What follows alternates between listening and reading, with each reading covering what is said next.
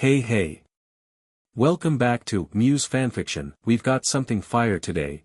What if Naruto was reborn as Harry Potter's older brother and Kurama's chakra destroyed every Horcrux at once? Likes and subs keep us going. Alright, story time. Chapter 1, The Boy Who Remembered the Wind Came in Wrong That Night. Naruto noticed it first, the way it moved against the trees outside the bedroom window, pushing from the east when it should have been coming from the west, like the air itself had gotten confused about where it was supposed to be going. He was 4 years old and he couldn't have explained why that bothered him, except that something in his chest, something warm and old and enormous, had gone very quiet. And when that thing went quiet, Naruto paid attention. He was supposed to be asleep. The bedroom he shared with Harry was small and warm, smelling like the laundry soap Lily used and the faint sweetness of the baby powder on Harry's clothes. Harry was in his crib across the room, 14 months old and completely unbothered by the wrongness in the wind, one fist curled under his cheek, the tiny lightning bolt scar on his forehead smooth and pink and new. It wasn't old enough yet to be called a scar, really. It was still just a mark. A healed thing. Naruto sat up in his bed. He pressed one small hand flat against his stomach, and the warmth there pulsed once, slow and deliberate, the way a very large heartbeat might feel from the outside. "Something's coming," said the voice behind his ribs. The voice was old. Naruto had been hearing it since before he could remember clearly, and his earliest clear memories were already strange enough, flashes of orange and blue, of ramen steam, of a face with whisker marks just like his own. He knew, in the wordless, total way that children know things before language has a chance to complicate them, that the voice was not separate from him. It was in him. Had always been in him. In both of his lives. "I know," Naruto said, very quietly, to his own stomach. "It smells like death magic," the voice said. "Old. Broken. I haven't smelled anything like it since," a pause. "Long enough to mean something. Go stand in front of the small one." Naruto was already swinging his legs off the bed. His feet hit the cold floor and he crossed the room in 6 steps, stopping between Harry's crib and the door. He was wearing his pajamas, orange, because even at 4 years old and in a second life he had opinions, and his blonde hair was doing something architectural and unrelated to gravity, and he stood there with his fist pressed against his stomach and his blue eyes fixed on the door and waited. The house was quiet. Then it wasn't. He heard his mum say something sharp and frightened downstairs. He heard his dad's voice answer, low, controlled, that voice James used when he was scared but trying not to show it, which Naruto recognized because he'd heard his own father use it once, in a different life, in a different world, and the memory wasn't fully formed yet but it sat in his chest like a stone. He heard the front door. Then he heard nothing, which was worse. Then he heard his mum's voice, directly below him now, higher than he'd ever heard it, and the voice behind his ribs surged, not in panic, but in recognition. Like something ancient acknowledging something else ancient. Like two very large, very dangerous things taking stock of each other across a wall. "Powerful," said the voice. "But broken. Something's wrong with whatever's coming, boy. It shouldn't exist the way it does. It's like a soul turned inside out." The stairs creaked. Once. Twice. Each footfall too light and too deliberate, like someone remembering to pretend they walked like a person. Naruto's eyes tracked up to where the sound was, up through the ceiling, following it along the hallway toward this door, and something behind his sternum pulled tight like a wire about to snap. He remembered, not fully, just pieces, just colors and feeling. He remembered standing in front of things that wanted to kill him. He remembered not moving. He remembered the specific quality of that stillness, that choice. This body was 4 years old. This body's legs wanted to shake. He held them still through sheer force of something that didn't have a name in either life. The door opened.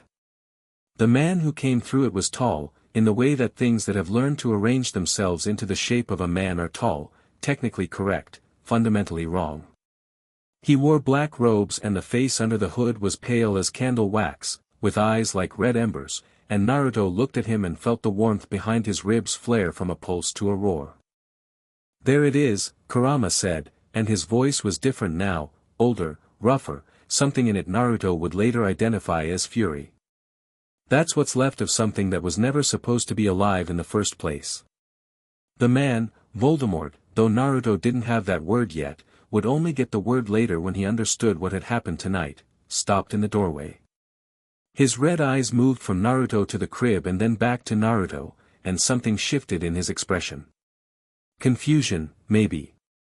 The specific irritation of someone who has choreographed a moment and arrived to find someone else already standing on his mark. "Move," Voldemort said. His voice was flat. Not loud. The kind of quiet that was supposed to communicate that volume would be unnecessary. Naruto looked at him. "No," he said. He was 4 years old. His voice was small. The word came out completely steady, and the warmth in his chest climbed up through his ribs and into his hands and he felt his palms go hot, not burning, not painful, just full, the way they got sometimes when he was very angry or very frightened and the thing inside him reached out to even the feeling, and the air between him and the doorway shimmered, briefly, like heat rising from summer asphalt. Voldemort's eyes narrowed. "You," he said slowly, "are a child." "Yeah," Naruto said. He didn't look away. "So's he." He jerked his chin at Harry without taking his eyes off the man in the doorway. Harry, oblivious, made a small sleepy sound and turned over in his crib. Voldemort raised his wand. Naruto felt the warmth in his chest detonate. Not outward. Not in any direction that could be measured or seen or explained later by any wizard who tried to reconstruct the evening. Inward and then sideways, in some direction that had no name in either magic or chakra theory, and it found the spell before the spell arrived the way a fire finds a fuse, not chasing, just meeting, already there. The green light hit the air between them and something ate it. Voldemort staggered. It was a small movement, barely a half step, but Naruto watched it happen with the same focused attention he'd watched everything with since this body was old enough to focus, and he saw the confusion in those red eyes before the fury overtook it. Voldemort steadied himself and looked at his wand and then looked at Naruto, and the fury shifted into something colder. Then something changed. It happened in the time it took to blink. The piece of Voldemort's soul that had been intending to latch onto Harry, that sliver of severed self, half intentional and half accident, the fragment that would have burrowed into a 14-month-old boy's forehead and spent decades rotting there, reached for Harry. Kurama caught it. Not with anything visible. Not with hands or teeth or even light. Just with presence. With the sheer overwhelming there-ness of something nine-tailed and ancient and deeply unimpressed by dark magic, and the fragment hit that presence the way a paper boat hits a wave, and Kurama burned it. Clean and total, the way only something genuinely old enough to predate the concept of dark magic can dismantle dark magic, from the root, in a moment so fast it was over before the fragment understood it was gone. And because Voldemort's soul was one thing, split across many containers but fundamentally still connected, like a string pulled through several holes in a wall, still one string on the other side, when that fragment burned, the fire followed the connection. It followed it everywhere. There was no sound. That was what Naruto would remember most clearly, later, when he was old enough to articulate the memory, there was no sound. No explosion, no crack, no dramatic eruption of flame. Just a sequence of things that existed and then didn't. A diary somewhere. A ring. A locket. A cup. A diadem. Things that had been quietly, horribly alive in a way no object should be, and then weren't. Like bulbs going out on a string of lights, one after another, each one taking a piece of Voldemort with it. Voldemort screamed. It was not a human scream. It was the sound of something having something fundamental removed from it at speed, not pain exactly, because the thing making the sound had stopped being equipped to feel pain in any straightforward way, it was the sound of subtraction. Of things becoming less. Of a man who had spent decades building himself into something unkillable, discovering that the architecture of his immortality was coming apart like wet paper. He turned. He ran.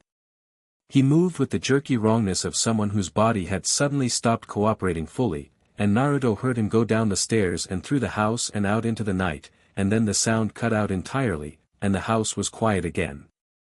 Naruto stood between the crib and the door for a long time. His hands were shaking. He held them flat against his sides and looked at the floor until the shaking stopped. "Well," said Kurama, after a while. His voice was strange, something in it that Naruto wouldn't have a word for until much later, when he'd rebuilt enough of his first life's vocabulary to recognize it as something approximating awe. "That was unexpected." "What did you do?" Naruto asked. He meant it honestly. He'd felt it happen, but he hadn't understood it, the same way you can feel your own heartbeat without understanding cardiac muscle. "What I do," Kurama said. "I burned something that needed burning. The rest of it, that's just how his soul was constructed. Brittle. Too many pieces. Cut something that brittle in the right place and the whole thing falls apart." Naruto looked at Harry. Harry was awake now, sitting up in his crib with his big green eyes very wide and his fist in his mouth, and he looked at Naruto with the frank, unfiltered attention that babies reserve for things they've decided are important. His forehead was smooth. No mark. No lightning bolt, no scar, nothing. Naruto leaned over and scooped him up before Harry could make a noise, and Harry immediately grabbed a fistful of blonde hair with the grip strength that babies inexplicably have and held on, and Naruto pressed his forehead against Harry's and breathed out, long and slow. "It's okay," he told Harry. "I got it." Harry said something that was not quite a word and definitely was a declaration of some kind, and tightened his grip on Naruto's hair. "Ow," Naruto said. "Yeah. Okay. You're fine."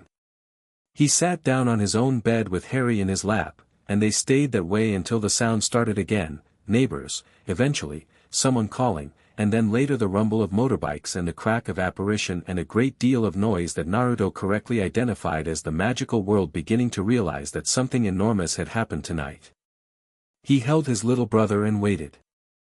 The man who came for them was very tall and had a very long beard and wore half-moon spectacles that caught the light when he looked down at them, and he stood in the doorway of the nursery with an expression that could not decide what it was doing. Naruto looked at him.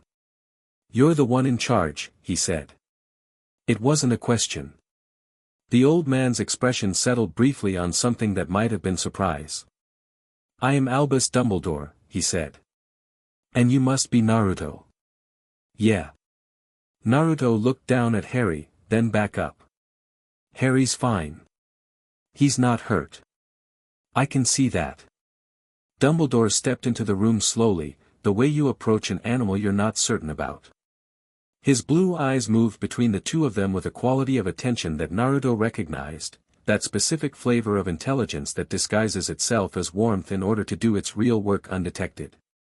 He'd known people like this in his first life. He'd trusted some of them anyway. He hadn't always been right to. "Do you know what happened tonight, Naruto?" Naruto considered the question, and the man asking it, and all the things that were being asked underneath the question that wasn't being asked yet. "A bad man came," he said. "He's gone now." "Yes," Dumbledore agreed. "He is." He crouched down so he was at eye level, which Naruto appreciated and also didn't trust, because people who knew to crouch down usually also knew how to make crouching down into a kind of control. "Did you do something, Naruto? When the bad man was here?" Naruto looked at him steadily. "I stood in front of Harry," he said. "That's all." It was true. Technically. Everything else had been Kurama's, and Kurama's was his, and the distinction between those two things existed somewhere in the philosophy of the thing but not anywhere that Dumbledore needed to know about tonight, or possibly ever. The old man looked at him for a long, quiet moment. "Of course," Dumbledore said, and smiled, and straightened up. "Of course you did." He knew. Naruto could see it in the way the smile didn't quite reach the calculation behind his eyes. He knew something significant had happened in this room, and he didn't know what, and the not knowing was doing something interesting to him. Good.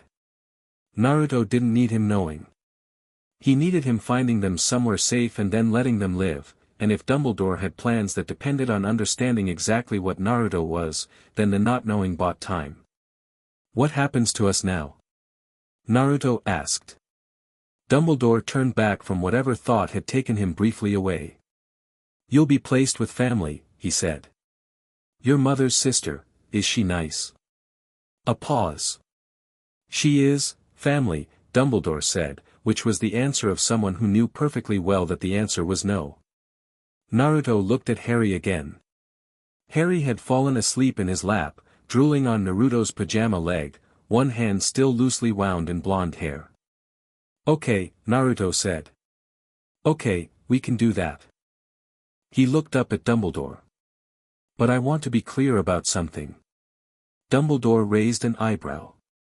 Harry's mine to look after, Naruto said. He's mine. If wherever we go isn't good for him, I'm going to fix it. And I'm going to need you to be okay with that. He said it the way he said most things, not as a threat, not with heat, just as information. A statement of fact about how things would be, offered in advance so there would be no confusion later. He'd learned that in his first life too, that clarity offered early was kinder than surprises offered late. Dumbledore looked at him for a moment that stretched. You are 4 years old, he said. I know, Naruto said. I've looked into it. Something twitched at the corner of Dumbledore's mouth that was not quite a smile but was in the neighborhood. Very well, he said. I'll keep that in mind. Number 4, Privet Drive was exactly as bad as advertised.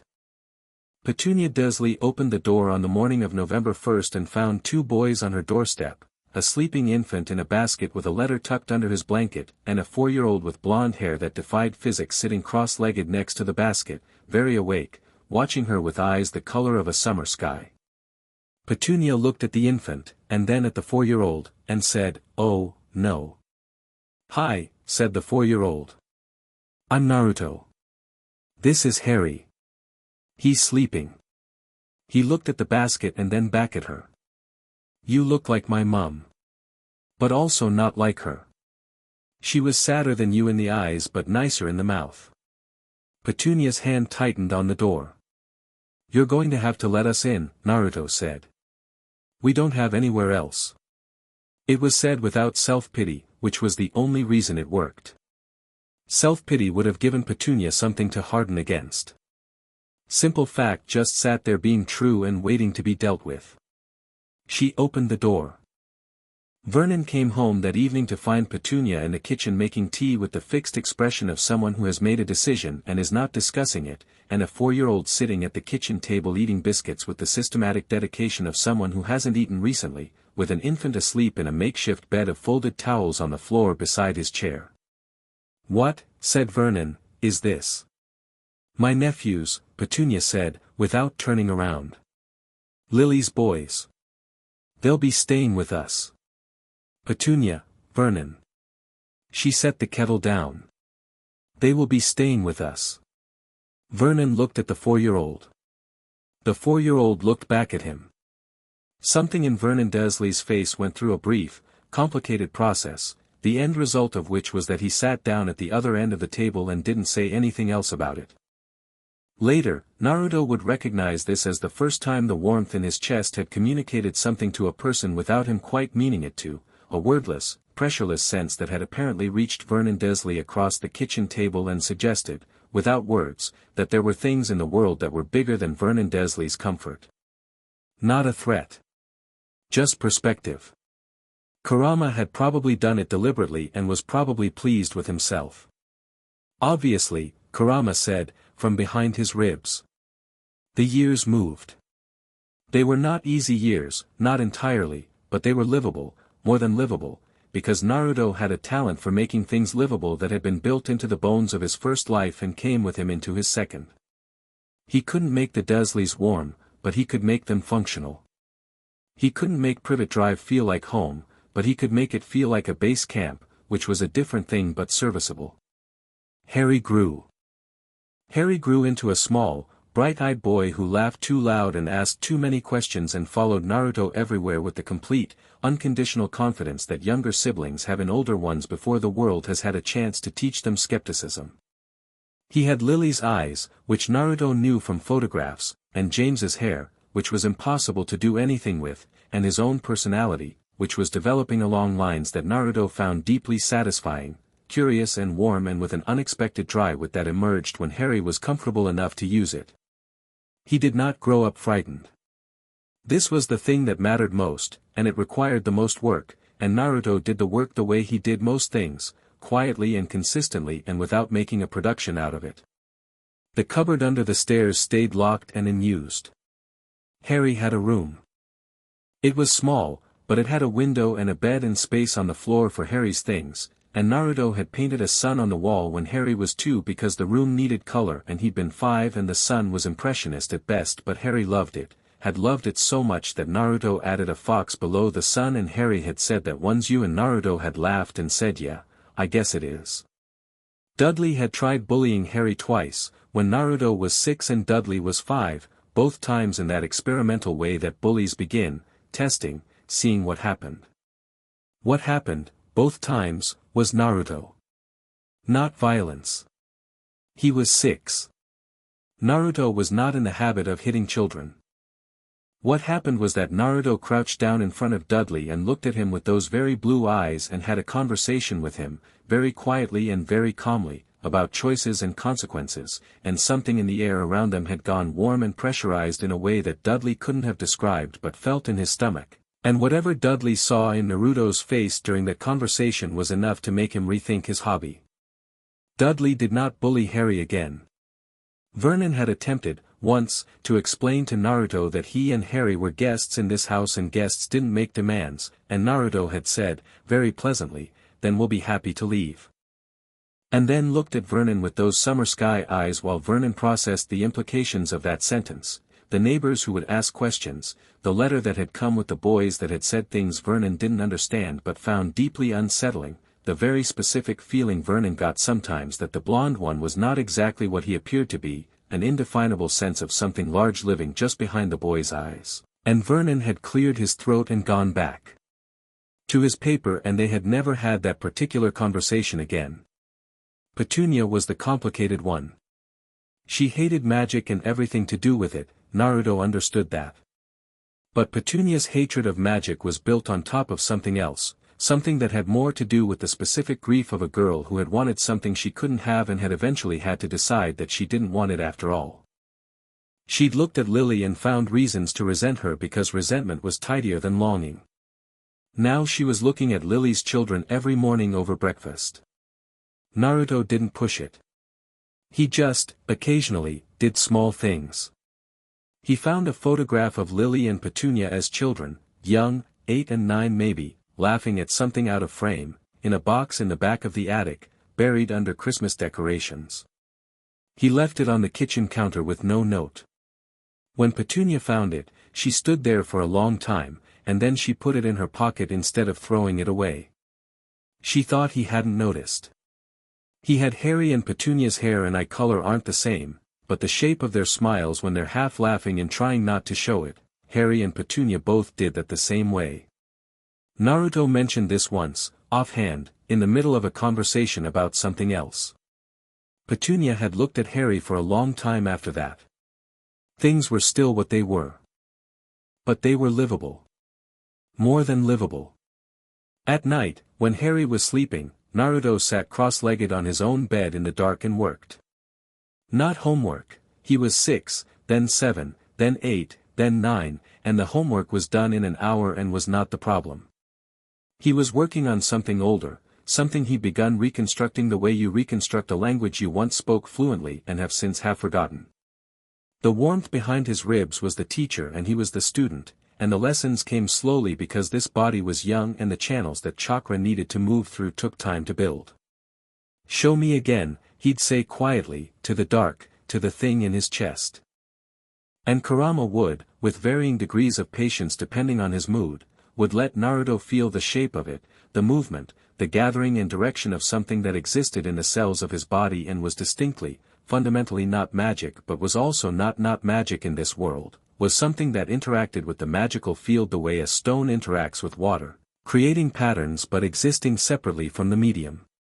If I had hands right now, Kurama said one night, I'd be pulling on my ear. You're holding it too tight. You're treating it like something that might leave if you let go. It's not going anywhere. You're made of it. Naruto breathed out and loosened whatever he'd been clenching, metaphysically speaking. The warmth spread differently. Evenly. Like water finding level.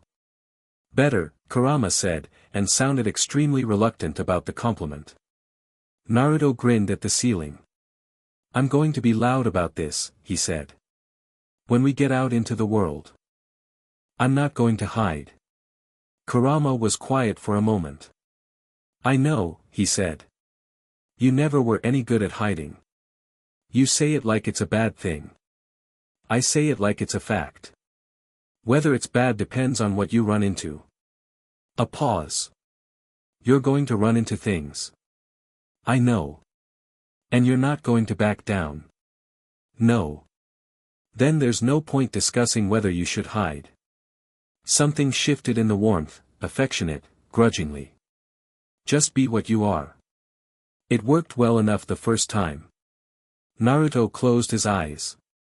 His first life came to him in fragments, still, never all at once, never a continuous narrative, just pieces that surfaced at odd moments, provoked by sensation or emotion or nothing at all. The smell of ramen steam. The sound of wind in a forest so big it went on forever. A face looking at him with an expression that had taken him years to learn to recognize as love, because no one had ever looked at him that way before and he hadn't known what it was. He wondered sometimes if they'd kept going, in that other world. If they'd rebuilt things. If Konoha still stood. He hoped it did. He held the hope and the grief together and let them exist without trying to resolve either one. Harry turned over in his sleep across the room and muttered something unintelligible, and Naruto opened his eyes and listened to his little brother sleep and let the other world rest where it was. This was his world now. This family. This house. This small boy with the impossible hair and the bright eyes and the laugh that was loud enough to bounce off walls. He'd die for this world too, if it came to it. That wasn't even a question. He was aware of that the same way he was aware of his own breathing, automatic, fundamental, not requiring thought. But he'd prefer not to. He'd prefer to live, and to keep Harry living, and to handle whatever this world threw at them with the considerable resources at his disposal, and maybe find some ramen at some point because the food in England was honestly an ongoing catastrophe and he had genuine feelings about it.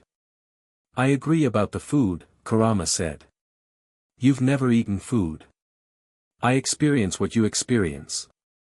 Your taste buds are offended. I am, by extension, also offended. The ministry official came on a Tuesday. Naruto was 9. Harry was 6 and at school, which Naruto was grateful for because he didn't particularly want Harry watching this conversation. The woman's name was Mildred Hopkirk, according to the card she showed Petunia at the door, and she was from something called the Improper Use of Magic Office, and she stood in the Desley's sitting room with a clipboard and the expression of someone who has been sent to deliver a routine fine and is not finding the situation routine. She'd been sent because of things she described as unexplained magical manifestations at this address.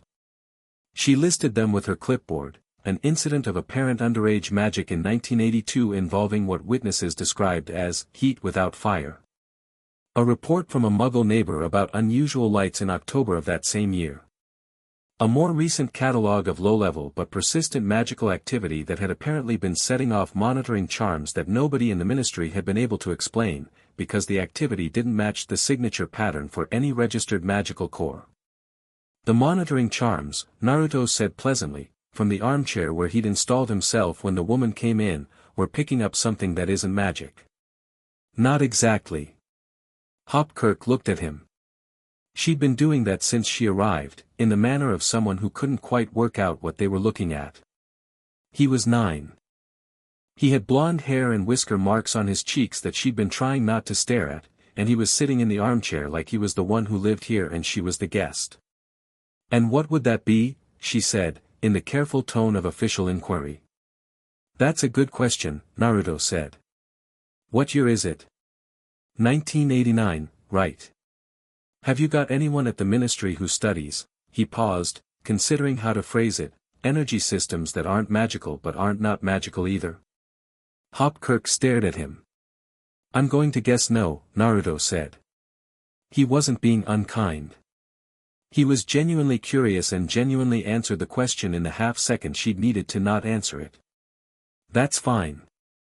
The short version is that I have something in me that interacts with magical fields, but it's not a magical core. The monitoring charms don't know what category to put it in, so they're just pinging every time it does something.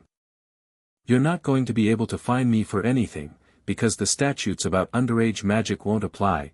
I'm not doing magic." "Then what are you doing?" Horcrux said. "Learning," Naruto said. "Same as anyone."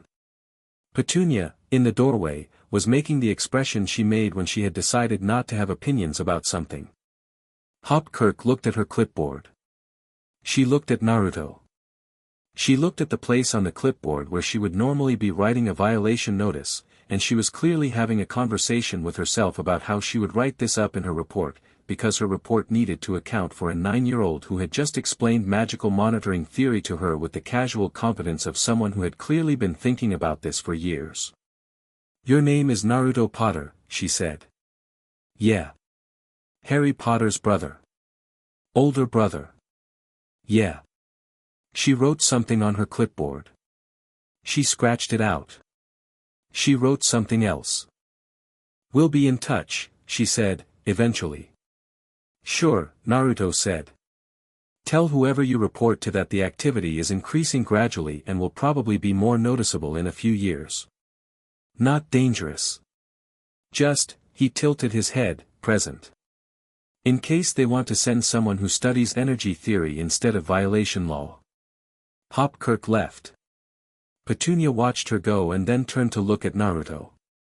"You enjoyed that," she said. "A little bit," Naruto admitted. He stood up and stretched. "Is there any food?" "I'm starving." Petunia made a sound that was not a laugh but was structurally very similar to one, and went to the kitchen, and Naruto followed her because in this house you went where the food was being made and that was simply how things worked. At night, after Harry had come home from school talking loudly about a project on dinosaurs and eaten 3/4 of the food Petunia put on the table, and after Harry had been sent to bed after a negotiation that took 20 minutes because Harry had strong feelings about the unfairness of bedtimes and articulated them thoroughly, Naruto sat on the stairs outside Harry's room and listened to his little brother settle into sleep. He thought about the woman from the ministry and what she'd seen, and what she'd go back and tell people, and what those people would do with the information. He thought about Dumbledore, who had visited twice since that night in the nursery, both times under the pretense of checking on them, both times with that quality of intelligent, assessing attention that Naruto recognized and respected and kept his guard against. He thought about what was coming. Not immediately, not yet, but he'd lived long enough in his first life to know that things didn't stay quiet. That the world had a way of finding people who were built for it and pointing them at problems. He wasn't naive about being that kind of person. He'd been that kind of person in orange jumpsuits in a world full of chakra users, and here he was in orange pajamas in a world full of people who moved things with wands, and the specifics had changed but the shape of the thing hadn't. Something was still out there. Diminished, nearly destroyed, but not completely gone. He'd felt it the way Kurama had felt the fragment, that brief recognition between massive things, and what remained was small and hateful and desperate things did unpredictable things. "We'll deal with it," he said quietly, to no one, to Kurama, to himself. "When it comes," Kurama agreed. "And it will come. I know." Naruto tipped his head back against the wall and looked up at the ceiling. "I'm not worried." "A beat." "Idiot," Kurama said, with a warmth so deep in the word that it stopped being an insult somewhere on the way out. Naruto smiled. Harry's light was off. The house was quiet. Down the street, someone was reversing a car badly and a dog was barking at something, and the ordinary world was going about its ordinary business entirely unaware that in an unremarkable house on Privet Drive, something 9 years old was planning its second-grade adventure. He sat on the stairs until it was late enough to sleep, and then he went to bed. Chapter 2, Foxfire. The summer Naruto turned 11, he grew 3 inches in 6 weeks and ate enough food to concern Petunia on a financial level. This was remarkable because Petunia had, over the course of 7 years, developed something that would never be called affection but functioned similarly in practical terms, a category of concern that applied specifically to the 2 boys in her house, separate from the concern she applied to Dudley, but real in its own way. She bought the right cereal without being asked. She didn't comment on the whisker marks on Naruto's cheeks the way she had at first, that particular discomfort smoothed away by proximity and time. When Harry had a nightmare, she would sometimes appear in the doorway before Naruto got there, and then stand aside when he arrived, and then go back to bed without saying anything, which Naruto understood to mean that she had checked, and that checking had been the point. She was not warm. She was functional. In the context of Petunia Desley's emotional architecture, that was meaningful, and Naruto had long ago decided to respect it. But the food bill that summer was apparently testing her limits. "You're going through a growth thing," Harry informed Naruto one morning, looking up from his cereal with the clinical interest of someone who had been reading books above his age level since he was 5 and had opinions about biology. Harry was 8, narrow-shouldered and bright-eyed, with glasses he'd gotten last year that he claimed not to need but wore constantly because they made him look, his words, more scientific. "It's normal. Bodies do it." "Helpful," Naruto said, and ate more toast. "I'm just saying. Aunt Petunia's face when she reads the grocery receipts is starting to look like this." Harry made a face, a precise and devastating impression of Petunia calculating damage. Naruto laughed loud enough to make Dudley, at the other end of the table, look up from his own bowl. Dudley and Naruto had reached, over the years, a kind of equilibrium that was not friendship but was also not hostility.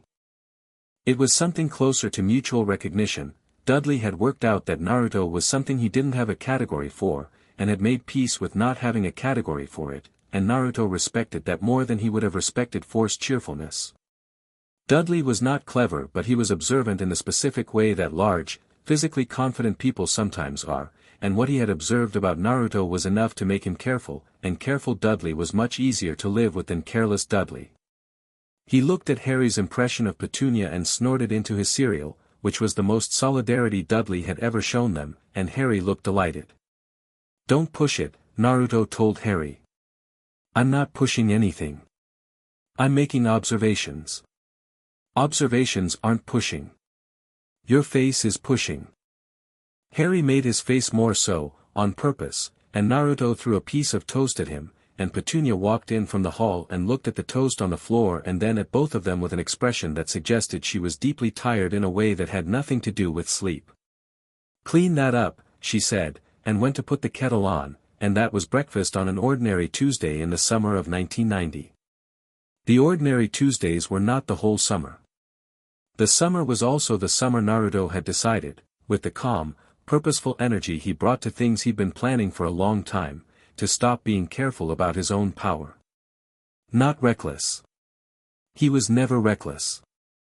But he had been measured, these past years, had kept the chakra to nighttime practice and quiet work, had let it build gradually through channels that took time to develop in a body that was starting from scratch. He'd been patient because the body required patience, and he was capable of patience when patience was the right tool. But he was 11 now, and the channels were built, and what was moving through them had been building pressure for 3 years, and he was going to Hogwarts in September, and it was time. He started in the garden. At 5 in the morning, before anyone else was awake, he went out into the back garden in the grey pre-dawn and stood on the grass in bare feet and let the warmth move freely for the first time since his first life. It came out differently than it had, then. The old body had been shaped by years of training, had been a vessel built specifically for this, channels worn smooth by use.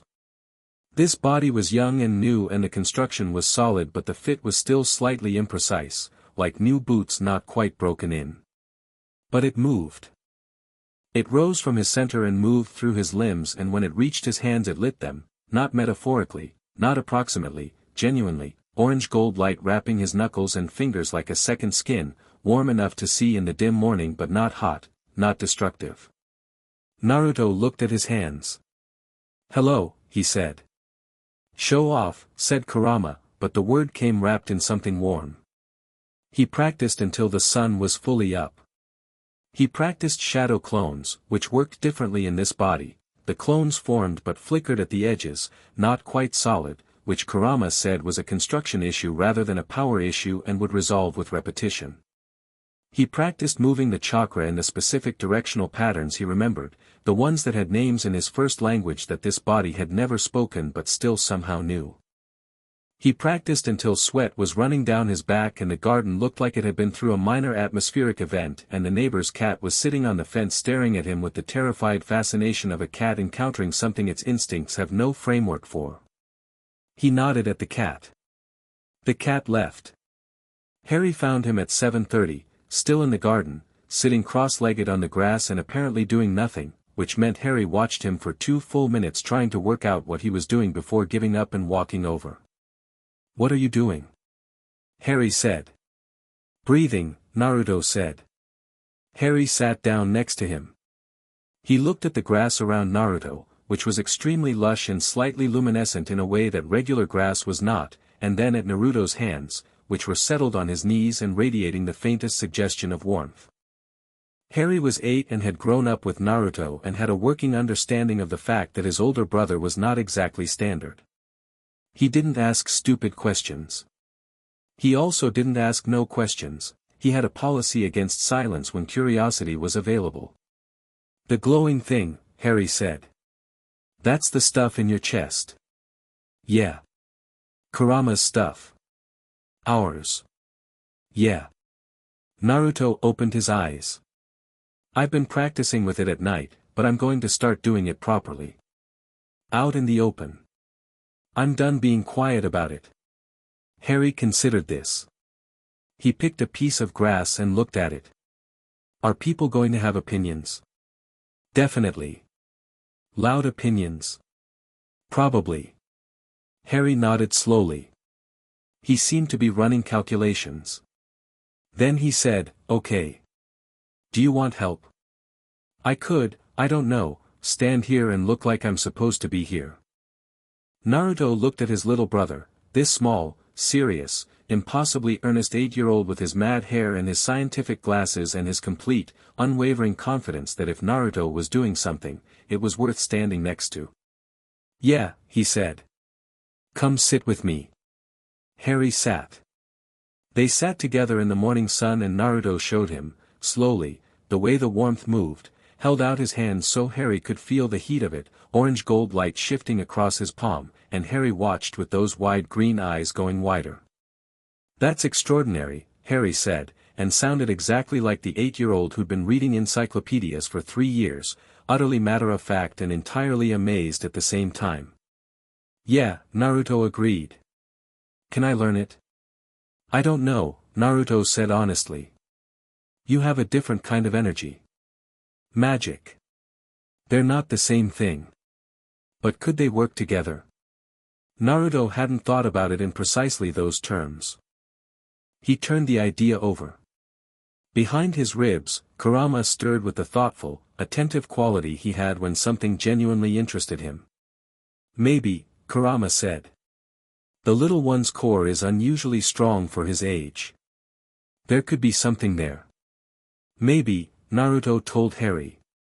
"We'd have to figure it out. Probably not until you get to Hogwarts." 2 years, Harry said, with the weight of someone for whom 2 years is a geological epoch. 2 years, Naruto confirmed. "But I'll be there first. I'll have things figured out by then." Harry seemed to find this satisfactory. He leaned against Naruto's shoulder and they sat in the garden and the morning got fully underway around them, and it was a good morning, a good hour, the kind of thing that would later be one of those memories that surface when you need them most, not dramatic, just real. The incident with the ministry's second visitor happened in August, 3 weeks before Naruto was due to start Hogwarts. He was more senior than Horcrux. Naruto could tell by the quality of the calm he walked in with, the kind that had been learned over years of dealing with things that required it. His name was Croker, no first name offered, and he worked for something called the Department of Mysteries, and he did not have a clipboard. He sat at the Dursleys' kitchen table and looked at Naruto across it and said, "The Improper Use Office sent us a very confusing report about you last year." "I know," Naruto said. "I told her you'd want someone who studies energy theory." "Indeed you did." Croker had sharp, quiet eyes. The kind that had seen a lot of things and organized them efficiently. "What you've described, an energy system that interacts with magical fields but operates on different principles, we've had a few theoretical papers about such things. They're considered fringe literature." "But you read them," Naruto said. "We read everything," Croker said, without inflection. "The Department of Mysteries is specifically interested in things that don't fit existing categories." "Makes sense," Naruto said. He had his hands flat on the table, not hiding anything. The warmth was present but contained, not because he was hiding it but because it didn't need to be doing anything specific right now. "What do you want to know?" Croker was quiet for a moment. Not hesitating, thinking, organizing. Naruto appreciated the difference. "The monitoring charms have been logging a gradual increase in the energy output at this address," Croker said. "Over 9 years, it's gone from trace readings to something significantly more substantial. And the pattern of increase is not," he paused, and for the first time something moved in his expression, something that looked like genuine curiosity held carefully in check, "it's not exponential in the way magical cores develop. It's architectural. Like something being built in stages, to a design." "Yeah," Naruto said. "That's a good description of it. Care to explain the design?" Naruto considered how much was useful to explain, and to whom, and what would happen with the information. Croker wasn't threatening. He was also not safe, in the sense that anyone with real access to power and genuine intelligence was not entirely safe. But he was honest. There was something in the precision of his attention that suggested he didn't operate through misdirection, that he found it inefficient. "It's called Chakra," Naruto said. "I don't know if that word means anything to you." Croker's expression didn't change, but something behind his eyes lit up the way a match lights, quick and definite. "There are references," he said carefully, "in the oldest texts in our collection. Pre-magical era texts, supposedly mythological.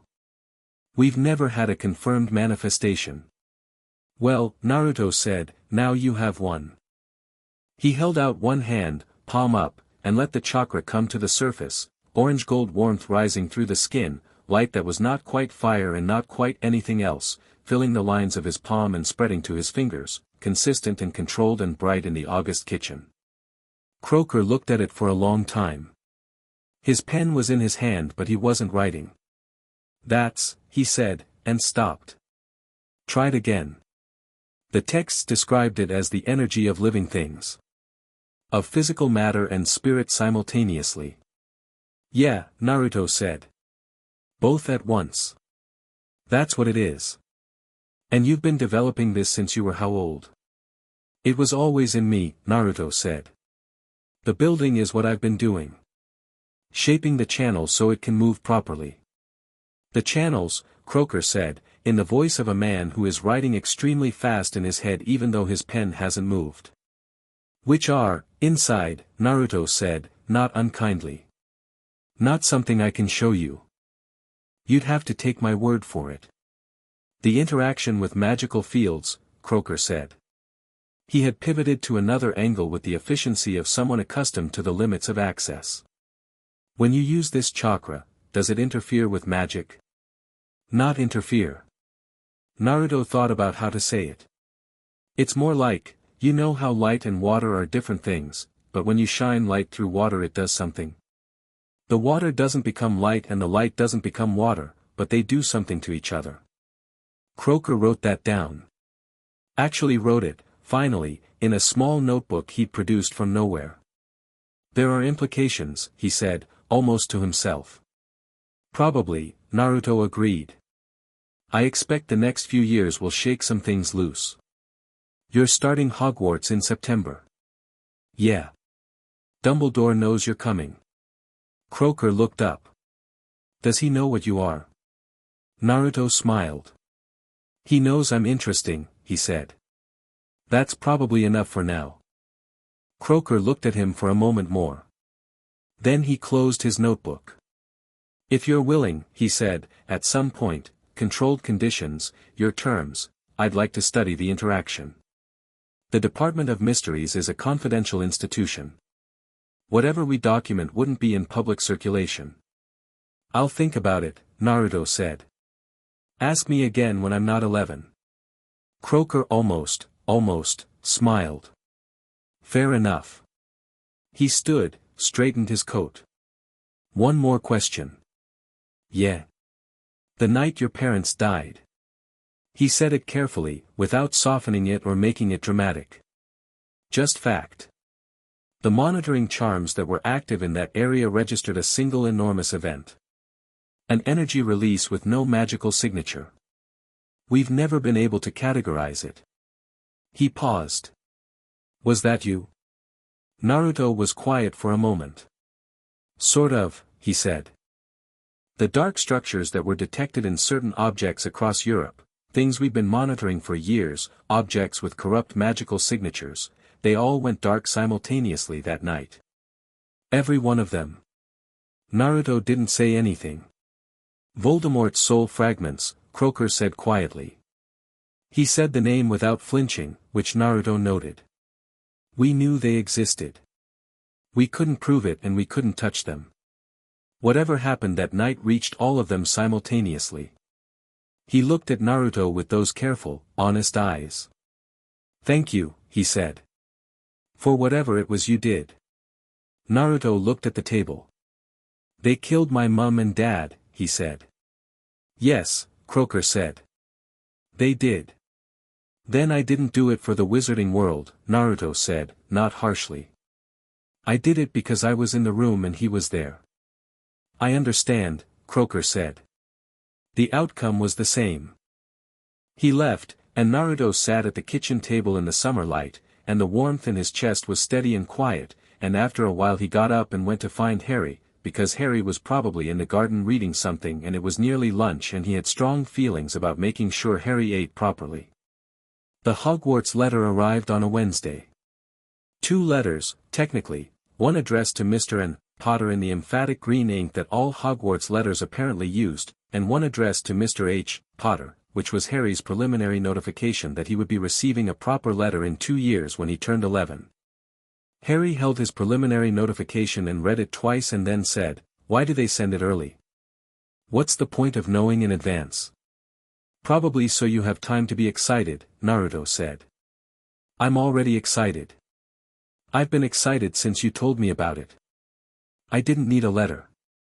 Harry looked at the letter again. "It does have a nice seal, though. You can keep it." "Obviously I'm keeping it." He tucked it into his pocket with the care of someone sheltering something important. Then he looked at Naruto's letter. "What does yours say? Does it list things you need? Can we go to the magic shopping area? Diagon Alley."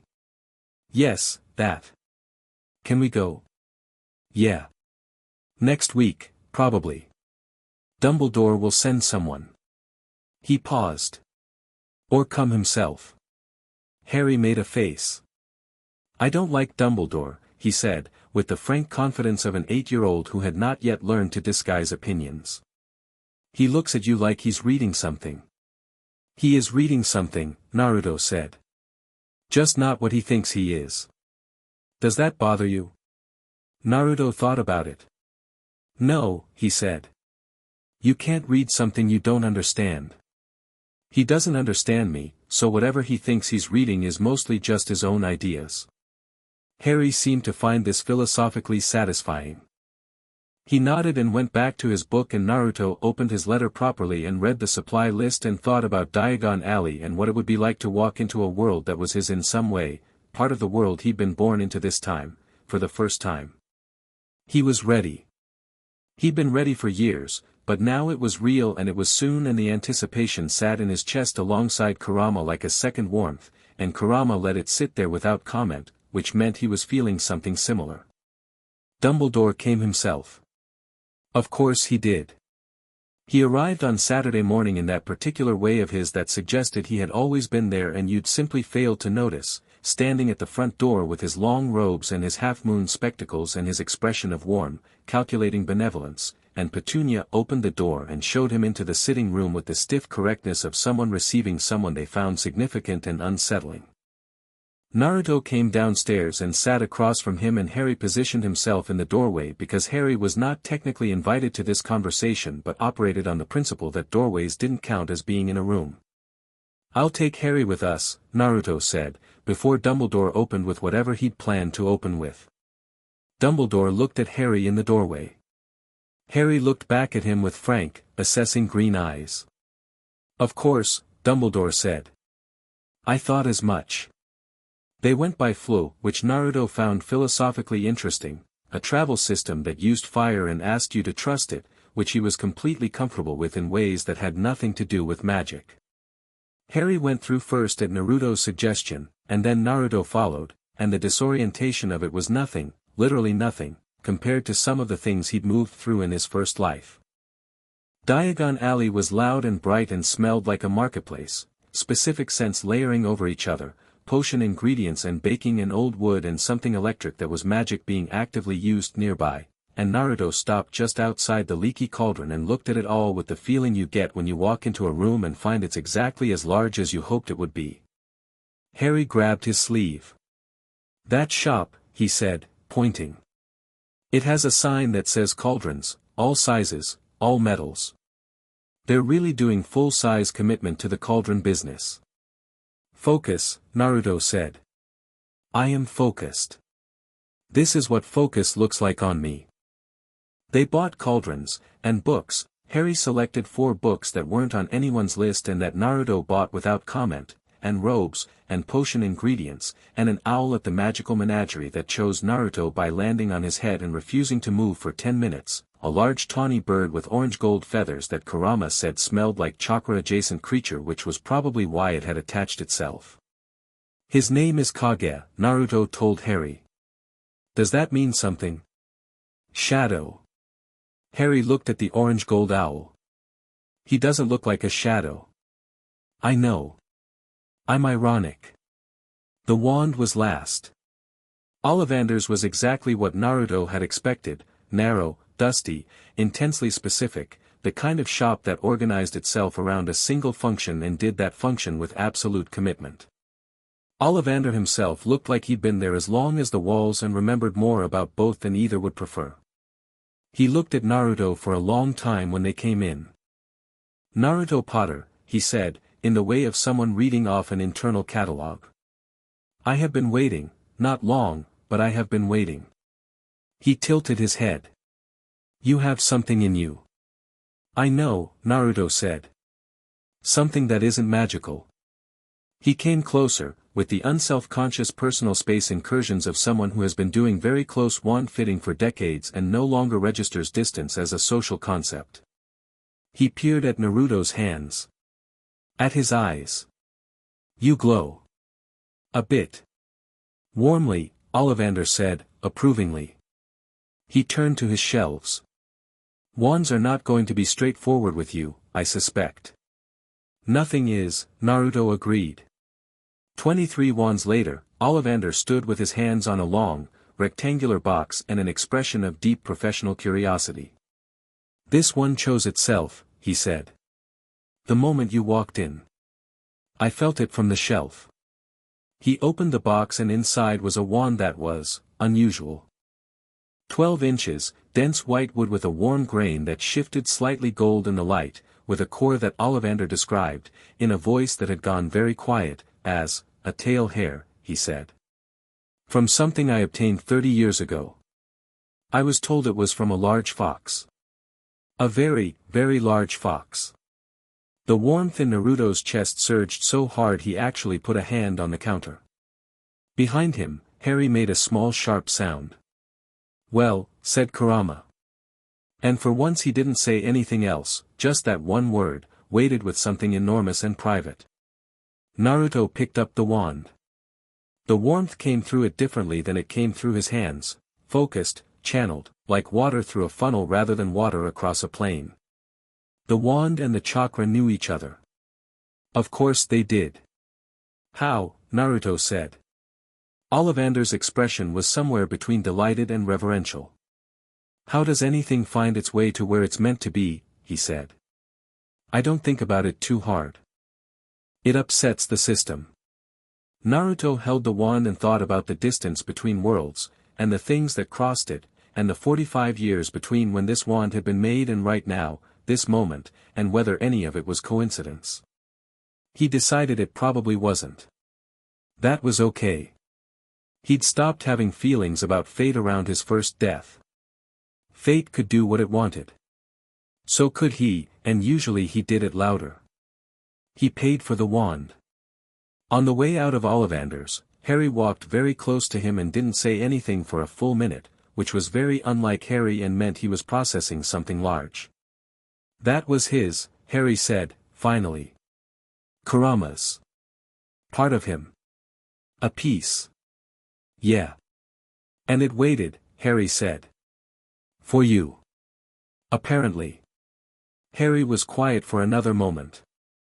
Then, quietly and with complete conviction, that's the most remarkable thing I've ever heard. You're 8, Naruto said. You'll hear more remarkable things. That will not rank higher than that, Harry said firmly. The night before he left for Hogwarts, Naruto sat on the floor of Harry's room and they talked until midnight. Not about anything important, not specifically, they talked about Quidditch because Harry had been reading about it and had opinions, and about what classes Naruto expected to find useful versus useless, and about Kage the owl who was sitting on Harry's windowsill looking imperial, and about whether the food at Hogwarts was better than English food in general, which Naruto hoped it was because the bar was genuinely very low. But underneath all of it was the real conversation, the one they were having without having it, that Naruto was leaving in the morning and Harry wouldn't see him for months, and that was fine, it was supposed to happen, it was the next step, but they had never been more than a few miles apart for more than a day, and the shape of the house without the other person in it was going to be strange for both of them. I'll send letters, Naruto said. Every week, Harry said. Not a question. Every week. More if things happen. Things will happen. You'll make things happen. Probably, Naruto admitted. Harry pulled his knees up to his chest and looked at the sun Naruto had painted on the wall when he was 5, the slightly impressionist sun and the orange fox below it. I'll be fine here, Harry said. I know you're thinking about whether I'll be fine here. I wasn't, you were. It's okay. I will be. He looked at Naruto sidelong. Aunt Petunia is better than she used to be. Yeah.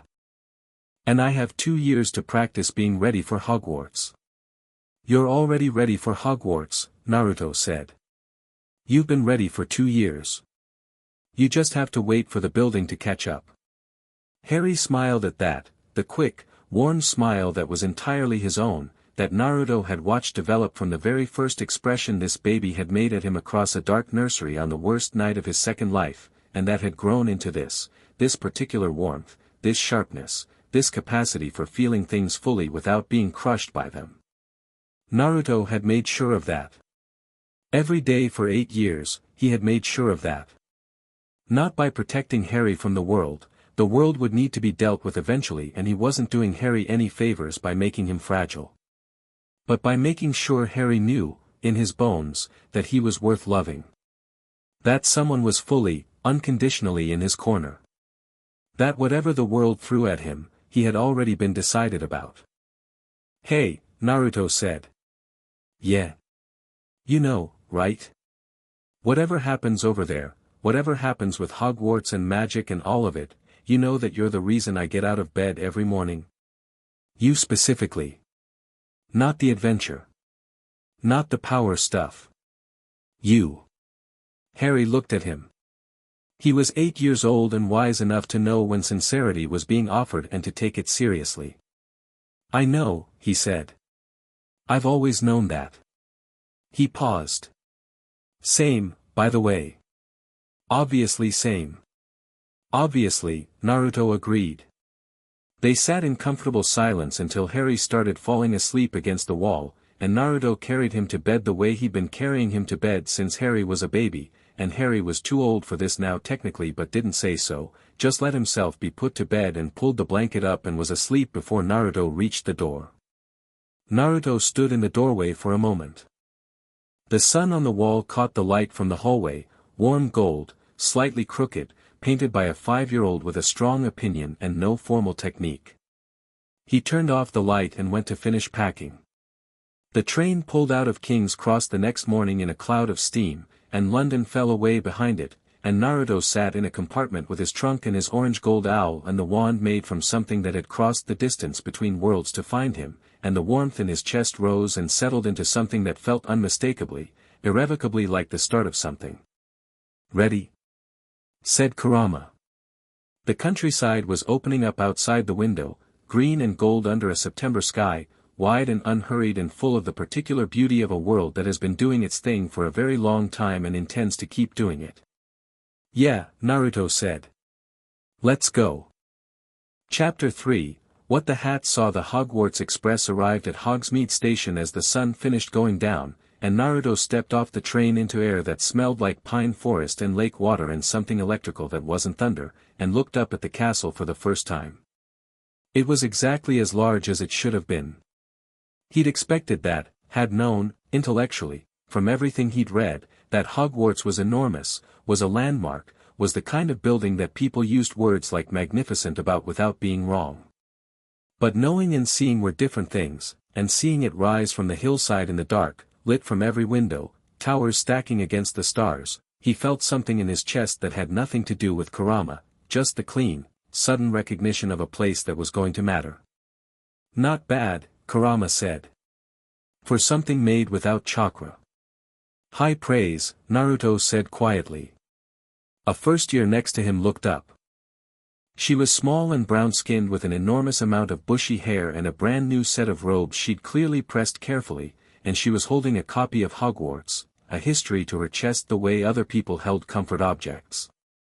She'd been in his compartment for the last hour of the journey, having arrived to inform him with great authority that sitting alone in a train compartment was statistically suboptimal for first-day social integration. Her name was Hermione Granger. She was the most organized person Naruto had met in either of his lives, and he had known the Nara clan. "Who are you talking to?" she said. "Myself," Naruto said. "Habit." She considered this and apparently found it acceptable. "The castle," she said, looking up at it with the expression she wore for things she was cataloging, was built in the 10th century, although the exact date is disputed because the founders used both Muggle and magical construction methods, which complicated the archaeological record. "The enchantments layered onto the existing structure are, tell me on the boats," Naruto said. "We're supposed to be getting in them." Hermione pivoted and located the boats with impressive efficiency and they walked toward them, and she told him about the enchantments on the boats as well, which were more interesting than he'd expected. The boy on the boat across from them was watching Naruto with open, uncomplicated curiosity, red hair, freckled, clearly part of a large family from the ease with which he occupied space around other people. He had introduced himself on the train as Ron Weasley with the confidence of someone whose name meant something in their community, and had spent approximately 4 minutes looking at Naruto's eyes and whisker marks with transparent fascination before apparently deciding it would be impolite to ask and switching to talking about Quidditch, which Naruto had found endearing. "You're Naruto Potter," Ron said now, apparently deciding that the boats were enough of a fresh context to revisit the topic. "Harry Potter's brother." "Older brother," Naruto said. "Yeah. Everyone was wondering if you'd come this year." "Some people thought," Ron paused, glancing at Hermione, who was looking at the castle, then back at Naruto, "some people thought you might be different. Because of what happened. The night you know who, Voldemort," Naruto said. Silence on the boat. Not empty silence, loaded silence, the kind that presses on the eardrums. Ron had gone slightly pale. "Right. Him." He cleared his throat. People thought you might have powers. Or something. I do, Naruto said simply. Ron stared at him. But that's true of everyone on this lake right now, Naruto continued. That's why we're going to a school. We all have powers. Right, Ron said. Right. Yeah. He seemed to be recalibrating something. What I meant was, more than normal. Like, Ron, Hermione said, without looking away from the castle, you're being curious in the direction of rude. I'm just asking, it's okay, Naruto said. He looked at Ron evenly. Yeah. More than normal. We'll figure out what that means as we go. He glanced up at the castle, then back. I'm not worried about it. Ron opened his mouth, closed it, and appeared to decide that Naruto was either the most confident person he'd ever met or entirely unaware of his own situation, and that figuring out which one would take longer than a boat ride. The boats reached the castle. The sorting was what Naruto had been most curious about. He'd read about it, they all had, and the theory of it made sense, a magical artifact that assessed the contents of your mind and matched you to a community, to a tradition, to a way of being in the world. In his first life, he'd have been sorted into the Academy's sparring division immediately, possibly against their will, because the sorting systems of ninja villages were not subtle. But that was a different framework. He stood in the line of first years and watched the hat sort his classmates with interest. Hermione went to Gryffindor after a brief deliberation, her chin lifting when it was announced with the satisfaction of someone whose first choice had confirmed itself. Ron went to Gryffindor almost immediately, the hat barely on his head before it called it, which Ron clearly found gratifying. Then, Potter, Naruto. He sat on the stool. The hat came down over his eyes and the great hall went dark and something happened that he wasn't expecting, the hat entered his mind and then stopped. Just stopped, the way a person stops when they walk through a door and find the room is considerably larger than the door suggested. Oh, said the hat. Its voice was old in the way that things absorb age from everything they've witnessed, not decrepit, just dense, layered with the residue of 10 centuries of human interiority. Oh, this is, it paused. You're not, you haven't always been, no, Naruto said, in his mind.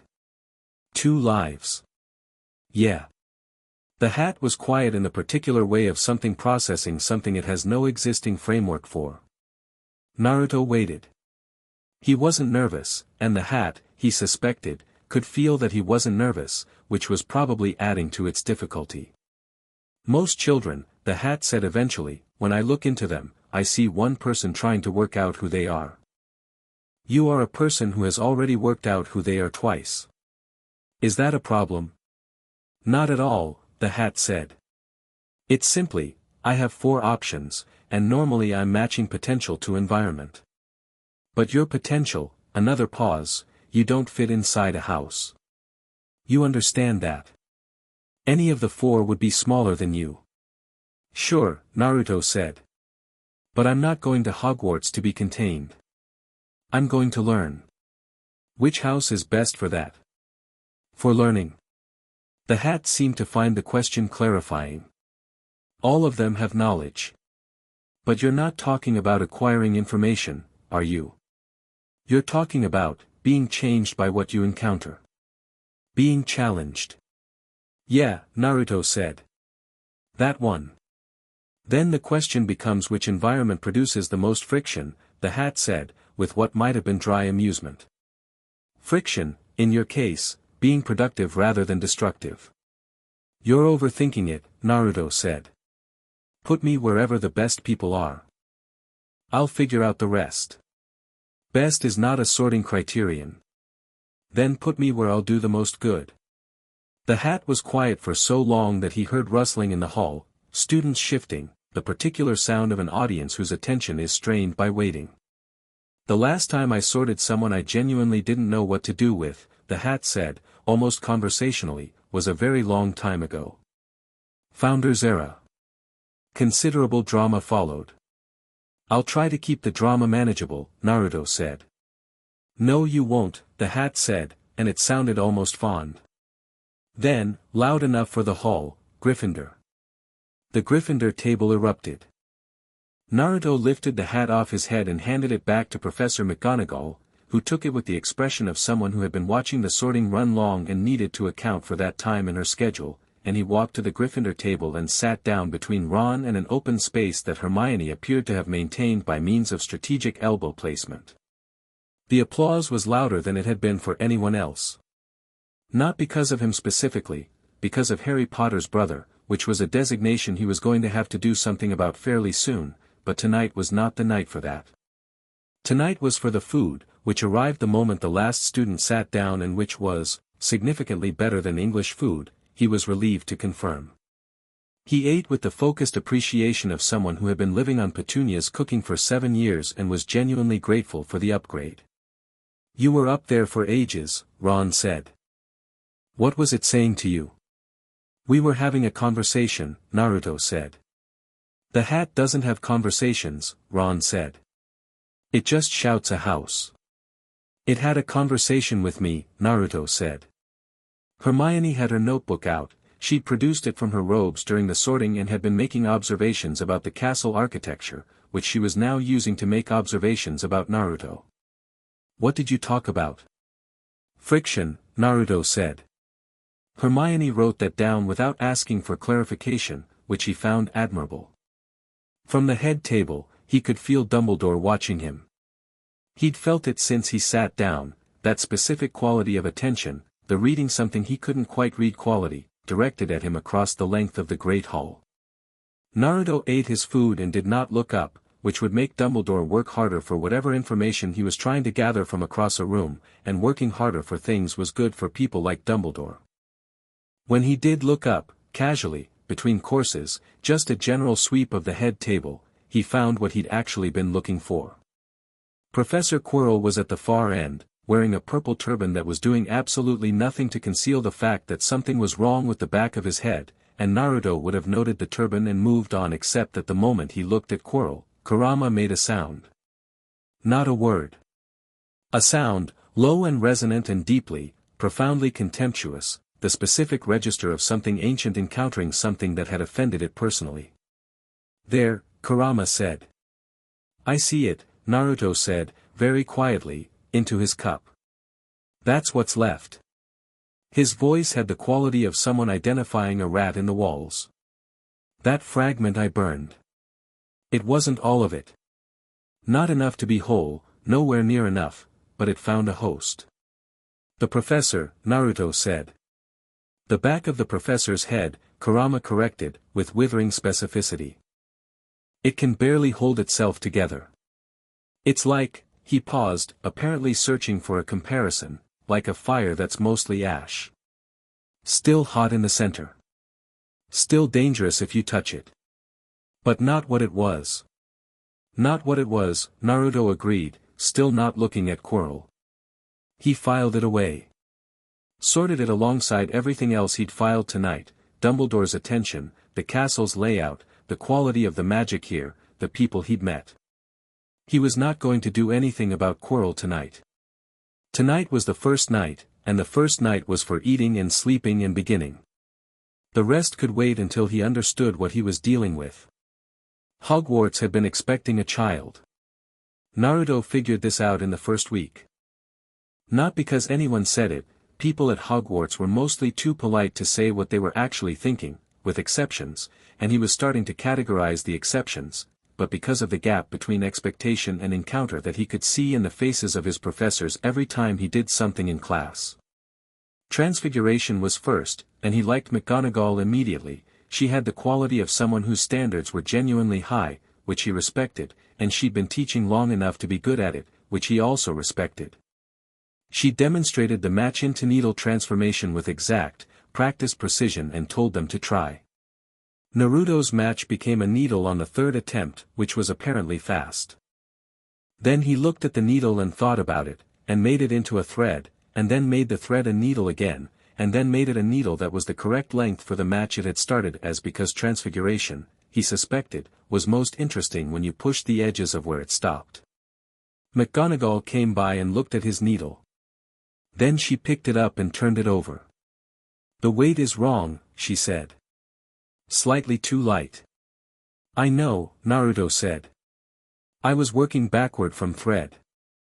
I'll fix it. He looked at the needle and it got heavier. McGonagall set it down and it rang against the desk with the bright, definite note of real metal. Better? McGonagall looked at him for a moment with an expression that was professionally neutral and personally surprised. Considerably, she said, and moved on, and Naruto caught Ron's expression from across the table, which was the specific face of someone who has just recalibrated their understanding of what first year was going to look like.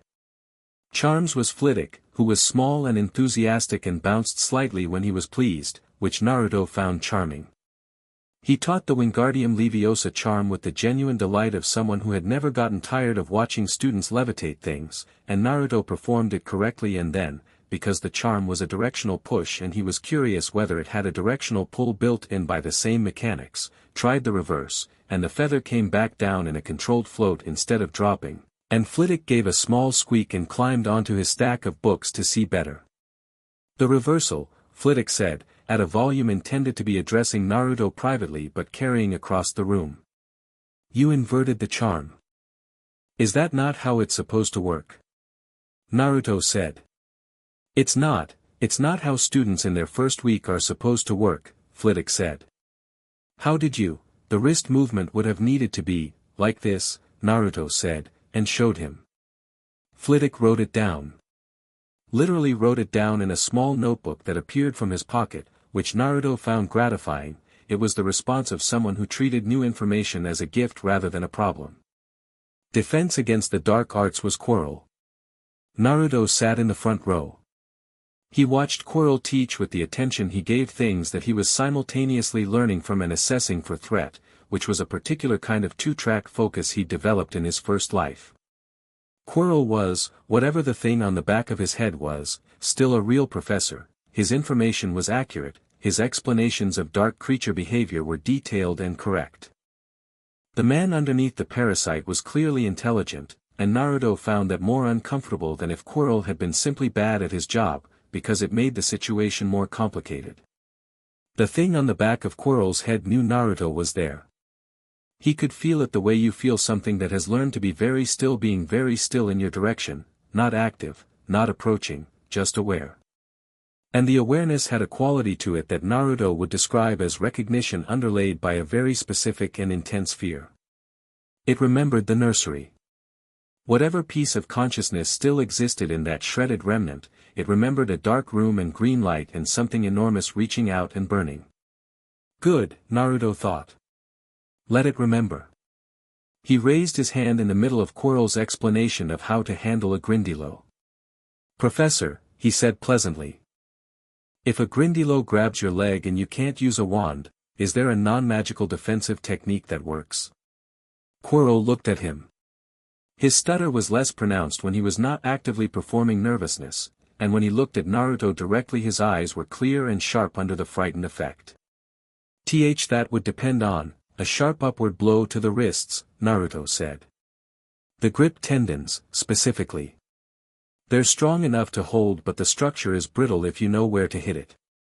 He paused. In case anyone loses their wand near water. Quirrell stared at him for one beat longer than was comfortable. Then, quite right, Mr. Potter. Very practical. The thing on the back of his head said nothing, but the temperature of its attention went up by approximately 10 degrees, and Naruto filed that away too. By the third week, Naruto had a clear picture of the castle. He explored it systematically, the way he'd explored new villages in his first life, not sneaking, not hiding, just walking. Learning the geography, the rhythms, where people were at what times. He found the library and read through it with the speed of someone who'd been reading difficult material since age 5. He found the restricted section by finding its boundary and making a note to come back to it. He found the 7th floor corridor that had a 3-headed dog behind a locked door without quite meaning to, or rather, he meant to because he'd heard the sound through the stone and it was his nature to follow interesting sounds. The dog was enormous. 3 heads, each the size of a small cart, and it looked at Naruto with 6 eyes that were doing the same thing animals sometimes did around him, that very still, very uncertain quality of something registering Kurama and not knowing what to make of the information. Naruto looked back at it. "Nice dog," he said. The three heads exchanged a look among themselves. "I'm going now," Naruto said. "You don't have to move. Just wanted to see what was down here." He pulled the door shut and walked back down the corridor and added trapdoor, probably, under the dog to his internal map of the castle. Hermione found him in the library on Thursday of the third week, surrounded by books and taking notes with two quills simultaneously, which he'd started doing because his writing speed was a limitation he found inefficient. She sat down across from him and opened her own books and did not comment on the two-quill system with great self-control for approximately 4 minutes. Then, "You're using your right hand for the notes in Latin and your left hand for the translation and cross-reference." "Yeah," Naruto said. "Most people can't write legibly with their non-dominant hand. I'm ambidextrous. Naturally. Trained." She wrote something in the margin of her book. "Trained by whom?" "Myself," Naruto said. "Mostly." He glanced at her. "Are you cataloging me?" Hermione looked briefly caught out, which for her lasted approximately half a second. "I'm observing," she said. "There's a meaningful difference." "What have you observed?" he asked, genuinely curious. She took a breath. She'd been clearly waiting for this question and possibly dreading and wanting it simultaneously. "You perform magic at a level that isn't consistent with first-year instruction," she said. "Your wand work is unusual, the movements are correct but the underlying, I don't know the word. The feel of it. It's different. Like there's another current underneath." She looked at him steadily. "And there's something about you that animals react to. Kage chose you in a way that owls don't usually choose. The castle cats follow you. The dog on the 7th floor, you heard about that? The portrait on the corner told me. They talk." She put down her quill. "There's something in you that isn't magic. I've been trying to find literature on it and there's very little, but there's an entry in Flammel's unpublished notes, which the library has a copy of, about an energy system that predates organized magical theory.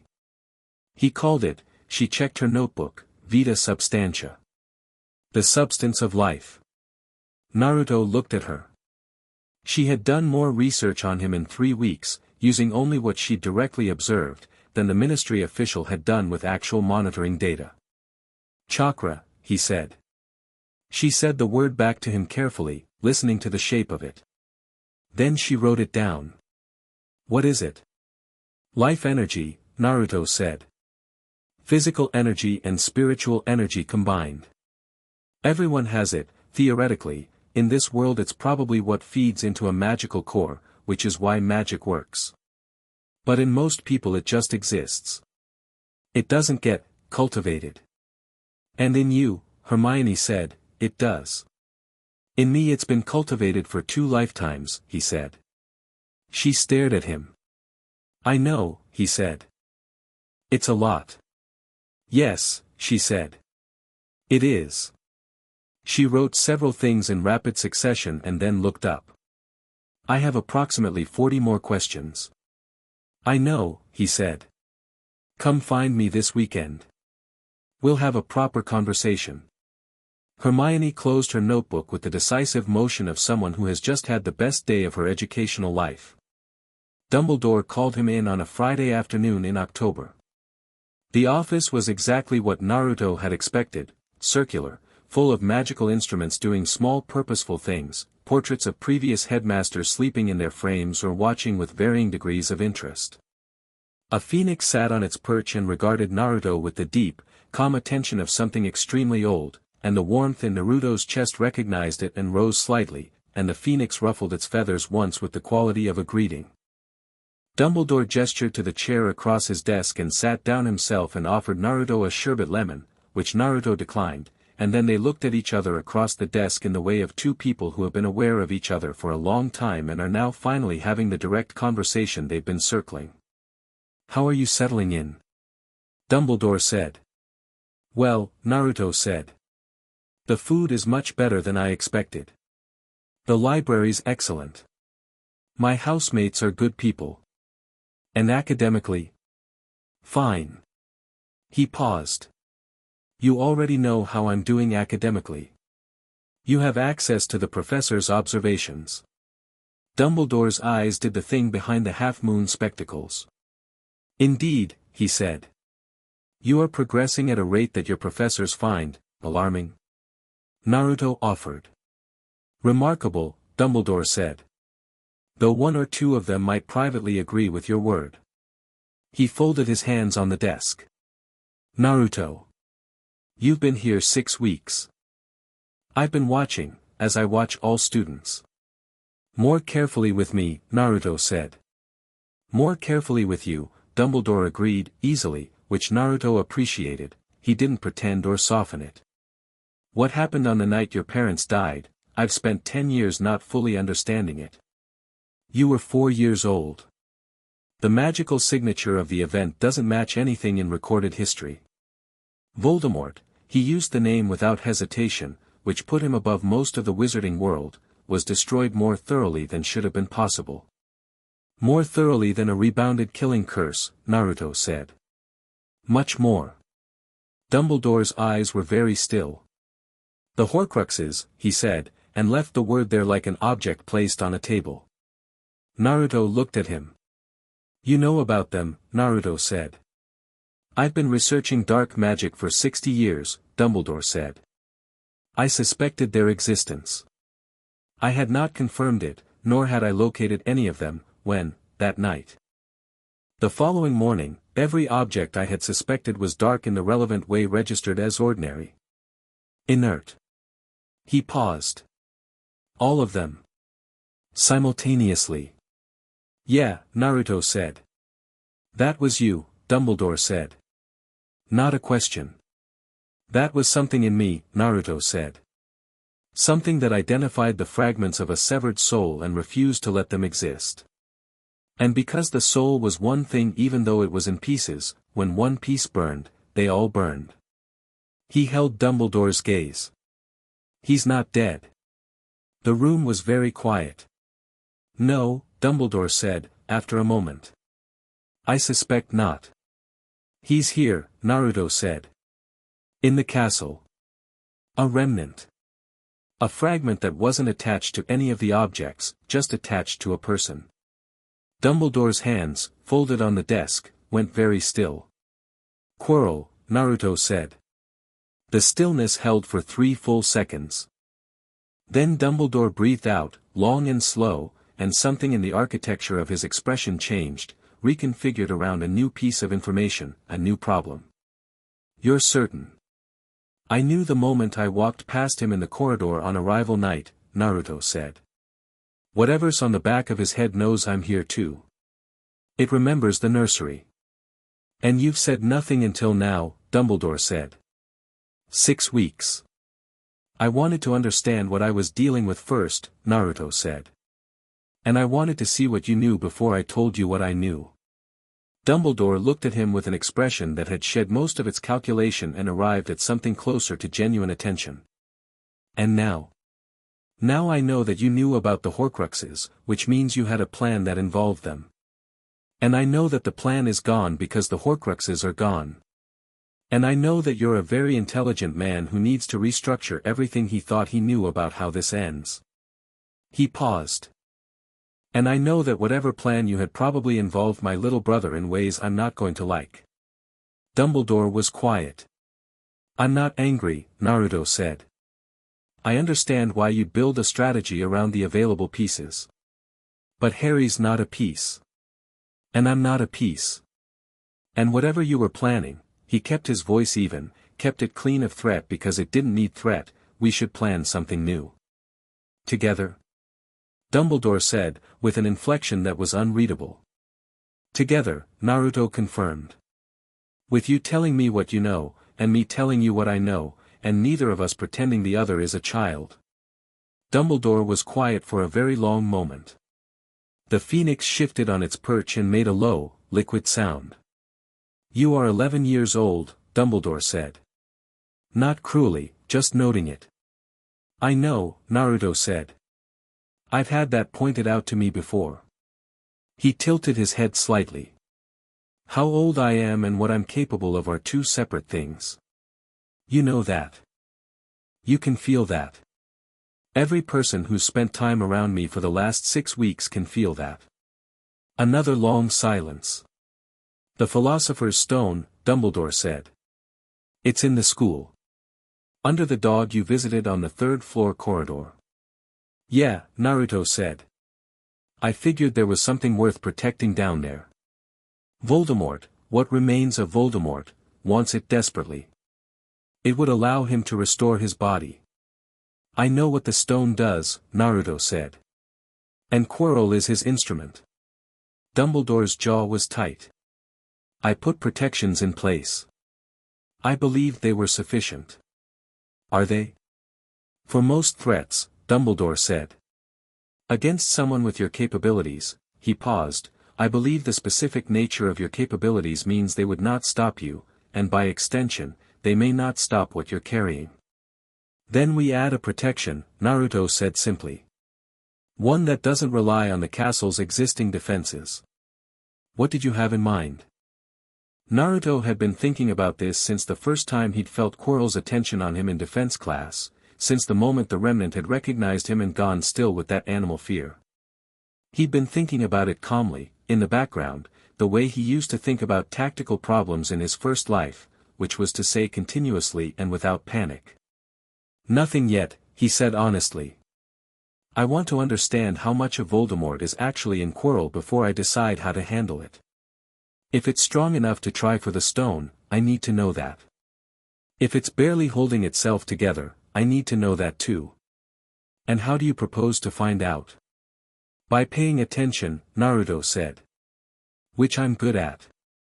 Dumbledore looked at him across the desk, this 11-year-old in his Hogwarts robes with his blonde hair and whisker marks and summer sky eyes that were currently holding enough steady, unconcerned intelligence to fill a room considerably larger than this one. For the first time, Naruto saw something in those half-moon spectacle eyes that wasn't calculation. It was something more like relief, which Dumbledore was clearly uncomfortable feeling, and which he was doing his best not to show, and which showed anyway. Very well, Dumbledore said. Together. November arrived and with it the first Quidditch match of the year. Naruto was not playing, he'd been offered a spot on the team by the Gryffindor captain, who had watched him in flying class and said with the simple frankness of someone who had just witnessed something they weren't going to overthink that Naruto could fly like he'd been born on a broom. Naruto had declined. He'd rather watch, this first year. He'd rather learn the game properly before he played it, because things learned in the right order tended to hold better than things learned fast. He sat in the stands between Hermione and Ron, Hermione with a hot chocolate and her notes on Quidditch rule variations across different centuries, Ron with his entire body leaned forward in the stance of someone for whom this sport was approximately religious. The Slytherin seeker was a pale blonde boy named Draco Malfoy who had introduced himself to Naruto on their second day at Hogwarts in the way that people accustomed to their family name carrying weight introduce themselves, which was with the subtext of I expect you to recognize what this means. Naruto had shaken his hand and said it was nice to meet him and Draco had visibly recalibrated, because the expected response was either deference or the specific friction of rivalry, and Naruto had offered neither. Draco was not a bad flyer. Naruto watched him circle the pitch with the assessing attention of someone who knows what competent looks like and can identify it without bias. He's good, Naruto said. Ron made a sound indicating this was an unwelcome observation. He is, though, Naruto said. He's a prat, Ron said. He can be both. Hermione looked up from her notes. The Malfoy family, she said, has produced excellent flyers for 4 generations. It's likely genetic predisposition combined with early access to quality equipment and coaching. Nobody asked for a genealogy, Hermione, Ron said. I'm providing context, Hermione said. Context is always useful. The match was exciting in the way that all fast, skillful things were exciting, motion and color and the crowd making noise that had its own rhythm. The Gryffindor Seeker was a third year who was technically skilled but cautious, and Naruto watched him fly and catalogued the caution as something that would be a problem against better opponents. In the middle of the second quarter, Naruto's broom in the stands, he'd brought it, habit, the same way he'd always had a kunai somewhere, vibrated. He looked at it. The vibration was subtle. A wrongness, like something interfering with a signal. He looked at the pitch, tracking players, and his eyes found the Gryffindor Seeker's broom doing something brooms were not doing around it, shaking, resisting the rider, jerking against control with the specific quality of something being acted on from outside. Naruto stood up. He scanned the stands, fast, systematic, and found Quirrell in the teacher section, barely visible, lips moving, his eyes locked on the Seeker's broom. And behind the turban, the faint, dark signature that Kurama had been tracking since September pulsed once, mean and focused.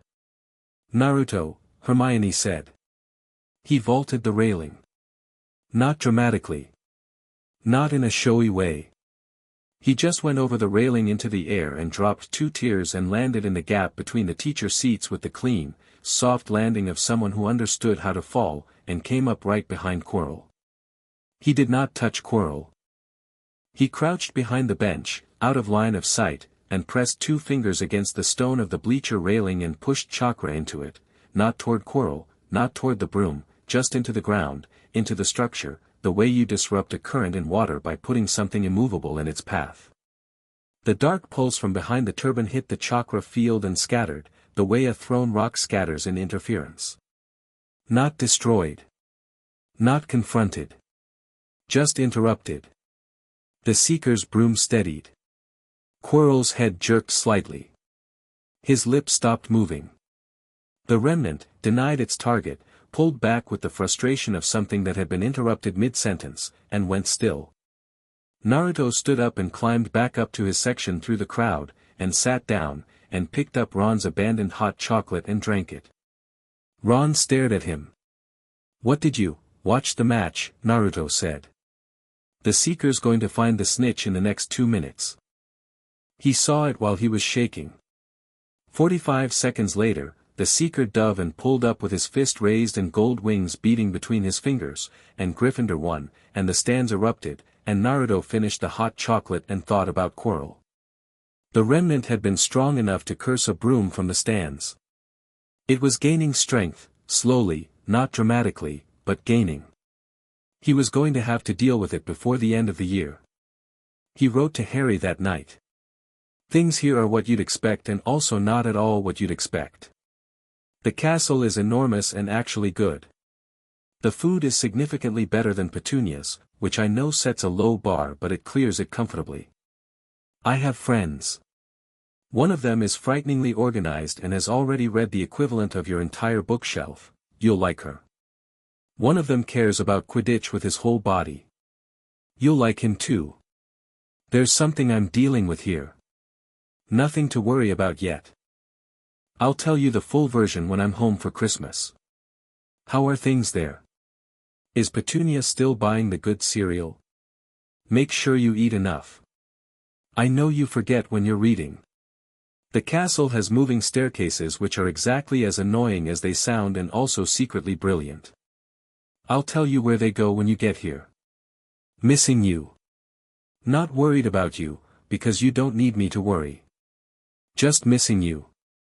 Naruto PS Kurama says the cat situation in this castle is significant. There's a cat called Mrs. Norris who has been following me since week 1. She's either gathering information for her owner or she respects me. Haven't decided which. He tied it to Kage's leg and sent him out into the cold November night, and then he sat on the windowsill in his dormitory and looked at the grounds below and the lake beyond, and the night was clear enough to see the stars. The remnant of a Dark Lord was in the castle. The most powerful wizard in Britain was figuring out how to recalibrate his plans around Naruto's existence. A girl with a notebook was already 3 weeks into the most thorough study of chakra attempted in the wizarding world. Harry was at home, probably reading something enormous, probably fine, definitely fine. You're going to take it apart, Kurama said, not referring to anything specific but meaning everything specific, the way he sometimes did. The whole thing. Whatever's left of him. We are, Naruto said. We, Kurama agreed, and let his warmth expand, just slightly, just enough to push back the November chill, and Naruto sat in the castle window and watched the stars and felt, simply and completely, like himself. Chapter 4, Ash and Ember. December arrived the way bad things often do, quietly, dressed as something ordinary. The snow came first, blanketing the grounds in the specific white silence that made Hogwarts look like something from a painting rather than a place where people actually lived and argued and lost their transfiguration notes. Naruto watched it from the library window on the first morning, a cup of tea going cold on the table beside him, his notes on advanced chakra magic interaction spread across 3 books, and thought that the castle was most honest in winter. All the ornaments stripped back. Just the stone and the dark and the light in the windows. He'd been thinking about Quirrell for 3 weeks with the patient, methodical attention of someone mapping a problem from every angle before choosing an approach. He knew more now than he had in October, had built up a picture from careful observation, from small tests, from the quality of the dark pulse behind that turban when it thought it was unobserved. The remnant was at maybe a fifth of what Voldemort had been. Possibly less. It was hard to quantify something that shouldn't exist in the first place, that had survived the obliteration of everything that was supposed to sustain it through sheer, vicious will and the accident of a living host. Quirrell was suffering, Naruto could see it in the thinness of his face, the tremor that was sometimes in his hands, the way he ate almost nothing at mealtimes. The remnant was consuming him slowly, the way a parasite consumes a host, taking what it needed to sustain itself and paying nothing back. He'd told Dumbledore what he'd observed. Dumbledore had listened with the particular quality he had of hearing everything and showing nothing, and then said, "And your assessment of the timeline?" Before the end of the year, Naruto had said. "It's going to try for the stone. It's getting strong enough to push Quirrell fully aside when it needs to. I saw it happen in class last week." The stutter disappeared for about 10 seconds and someone else looked out through his eyes. "You saw that," Dumbledore said. "Yeah." From across a classroom. "I was paying attention," Naruto said, and left it at that. The plan they'd arrived at together was not the plan Dumbledore had originally built into the castle's defenses. The original plan had been a series of magical obstacles, challenges, a gauntlet designed to prevent unauthorized access to the stone. It was a good plan, Naruto thought, for a specific category of threat. The problem was that the threat they were actually dealing with didn't fit the category neatly, and plans built for the wrong threat tended to create dangerous gaps. So they'd revised it. The revision was Naruto's idea and Dumbledore's execution, which was a collaboration model that worked because Naruto knew what he was capable of and Dumbledore knew the castle and its magic better than anyone alive. The core of it was simple: don't wait for Quirrell to reach the stone. Let him get close enough that the remnant fully exposed itself, fully committed, and deal with it there, in the depths of the castle, where there were no students and no witnesses and no competing variables. Simple plans were best. Naruto had learned that in his first life. The complicated ones had too many joints that could fail. He went home for Christmas. The train back to London was loud and warm and full of students in that specific holiday mood that mixes genuine excitement with the particular relief of leaving somewhere you love for somewhere that is more complicated. Ron was going home to a house full of Weasleys and had been vibrating with it since breakfast. Hermione was going home to parents she'd clearly been missing in a quiet, disciplined way that she expressed by writing them exceptionally thorough letters. Naruto sat in the compartment with Kage on his shoulder and the feeling in his chest of an engine that has been running at careful, measured capacity for months and is about to be allowed to stop measuring. He was going home. Harry was waiting at King's Cross. He was there on the platform, 9 years old, thin, wearing the red scarf Naruto had sent by Owl in November and the glasses that he claimed not to need, standing with Petunia a few feet behind him, and when he saw Naruto come through the crowd his whole face did the thing it did when Harry was feeling something large and had decided not to perform it. It went very still and then very bright. Naruto walked the last 10 feet fast and Harry ran the last 10 feet not fast because he was 9 and running on a train platform was something you technically weren't supposed to do, and they met in the middle and Harry grabbed his coat with both fists and Naruto put both arms around him and they stood there for a moment in the station noise and the steam. "You're taller," Harry said into his shoulder. "3 more inches," Naruto said. It stopped. "Good. You were getting structurally impractical." Harry pulled back and looked at him, that quick, comprehensive assessment, cataloging. "You look tired." "I'm fine." "You look fine tired." "Not bad tired. The kind where you've been thinking hard about something." Harry studied him. "Is it the thing you mentioned in the letter? The thing you were dealing with?" "Yeah," Naruto said. "I'll tell you everything tonight." "Deal?" "Deal." Harry looked satisfied. He looked over at Kage, who was on Naruto's shoulder with his feathers fluffed against the cold. "Kage." "Hello." Kage clicked his beak once, which was his version of affection. Petunia was waiting with the patient expression she wore when she was not going to say whatever she was thinking. Naruto stopped in front of her. "Hi," he said. "Hello," she said. She looked him over quickly, the same way she'd looked him over every morning for 7 years, cataloging. "You need to eat more. Your face is thinner. The food there is actually very good, your face," she repeated, with finality, and turned to lead them to the car, and Naruto caught Harry's expression behind her back, which was the specific face of someone trying extremely hard not to laugh. Christmas at Privet Drive was different than Naruto had expected it to be, and different than it had been before, in a way he couldn't quite locate until the second day when he was sitting at the kitchen table and realized the difference was that it felt, for the first time in 7 years, almost like something you'd choose. Not perfect. Not the Christmases from his first life's deepest imagining, those idealized things that never quite matched reality anyway.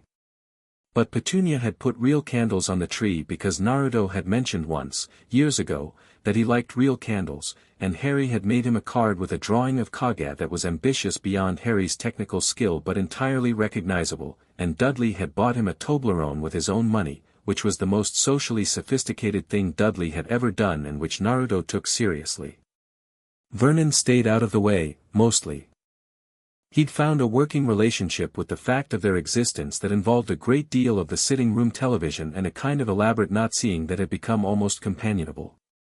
On Christmas Eve, after Harry had finally surrendered to sleep, Naruto sat downstairs in the kitchen with Petunia. She made tea, which she did by hand the way she did everything, efficiently, without flourish. She set a cup in front of him and sat across from him and they were quiet for a while in the way they sometimes were, a silence that had grown less uncomfortable over the years. "How is it?" she said. "The school." "Good," Naruto said. "Really good, actually. I wasn't sure how I'd," he paused, looking for the right word, "fit into the system. But it's working." Petunia wrapped her hands around her cup. "Lily loved it," she said. "Couldn't stop talking about it when she came home the first year. Every detail. How the staircases moved. The great hall. The grounds." A pause. "I used to pretend I wasn't listening." "Were you?" Naruto said. "Of course I was listening." She said it plainly, without sentimentality. "I knew every bit of it secondhand." She looked into her cup. "The portraits. The moving ones. She described those for an hour once. I'd completely forgotten until you just," she stopped. "There's something else," Naruto said carefully. "The portraits. You can actually talk to them. Some of them know things from 500 years ago." Petunia was quiet for a moment. "Harry's going to love it," she said. "He already knows the layout better than some second years," Naruto said. "He memorized the floor plans from the books." Something moved across Petunia's face that was brief and private and that she would deny if asked. "He's like her," she said. "In that way. She could read a thing once and own it. Yeah, Naruto said. He is. They finished their tea in the quiet kitchen and Petunia went to bed without saying anything else, and Naruto thought that this was what progress looked like between complicated people, not the dramatic resolution, not the full collapse of walls, just the slow, genuine accumulation of honest moments. He told Harry everything the next morning, Christmas Day, in Harry's room before the rest of the house was up. All of it.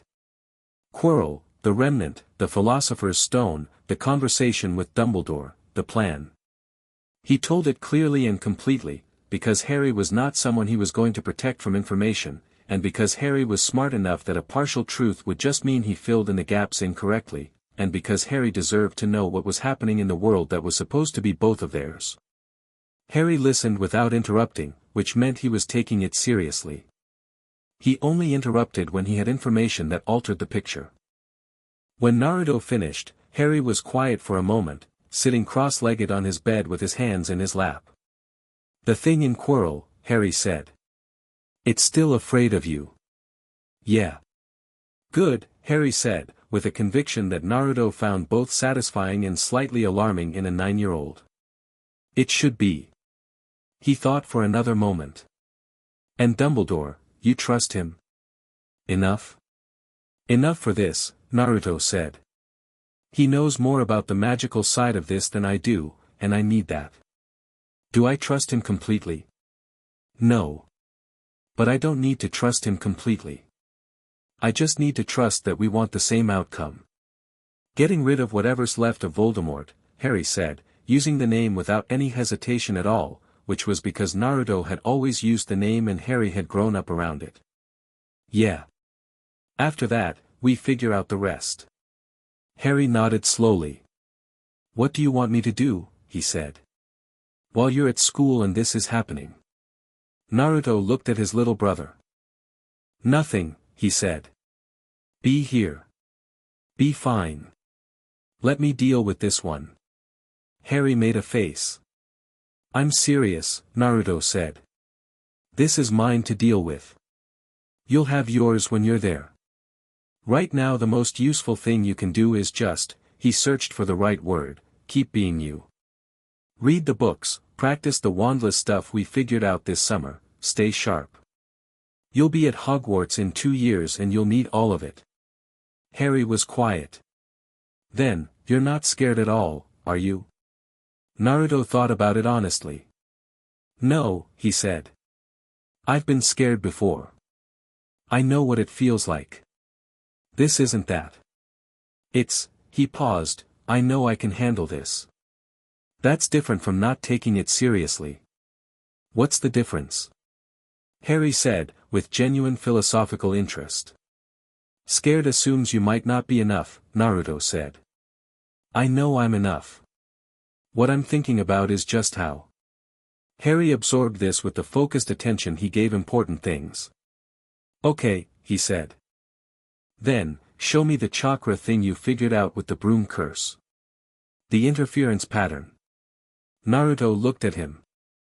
You said I might be able to learn something that works with my magic, Harry said. I've been thinking about it for 3 months. I have a theory.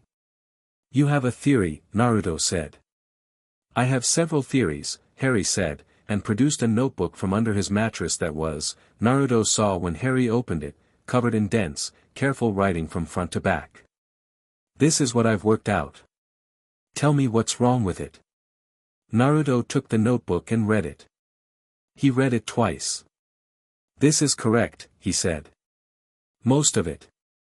This section, he pointed, the resonance frequency idea, that's not wrong but you're building it the wrong way. You need the magical core to be receptive first, then introduce the chakra-adjacent technique. Not the other way. Harry was already writing corrections. He's going to be extraordinary, Kurama said, watching Harry write with the speed of someone who'd already been thinking ahead of where the conversation was. He already is, Naruto thought back. January came back cold and purposeful. The castle felt different in the new year, quieter, more serious, the Christmas decorations gone and the stone bare and the days short and the sense of something building in the air that was not entirely about exams. Naruto noticed it in the quality of the castle's magic, which he'd been learning to read the way you learn to read weather. There were patterns, moods, fluctuations that corresponded to things happening in the building. It was old enough to have something like instinct. The castle was uncomfortable. The source was the third-floor corridor, which had been uncomfortable for months in the low, background way of a persistent problem, but in January the discomfort sharpened. Naruto walked past it twice a week, not going in, just reading the temperature of it, and in January he started catching specific signatures from behind the locked door, not the dog, not the stone, but the thing in quarrel. Probing. Mapping. Getting ready. He told Dumbledore. Dumbledore said he would accelerate the final preparation.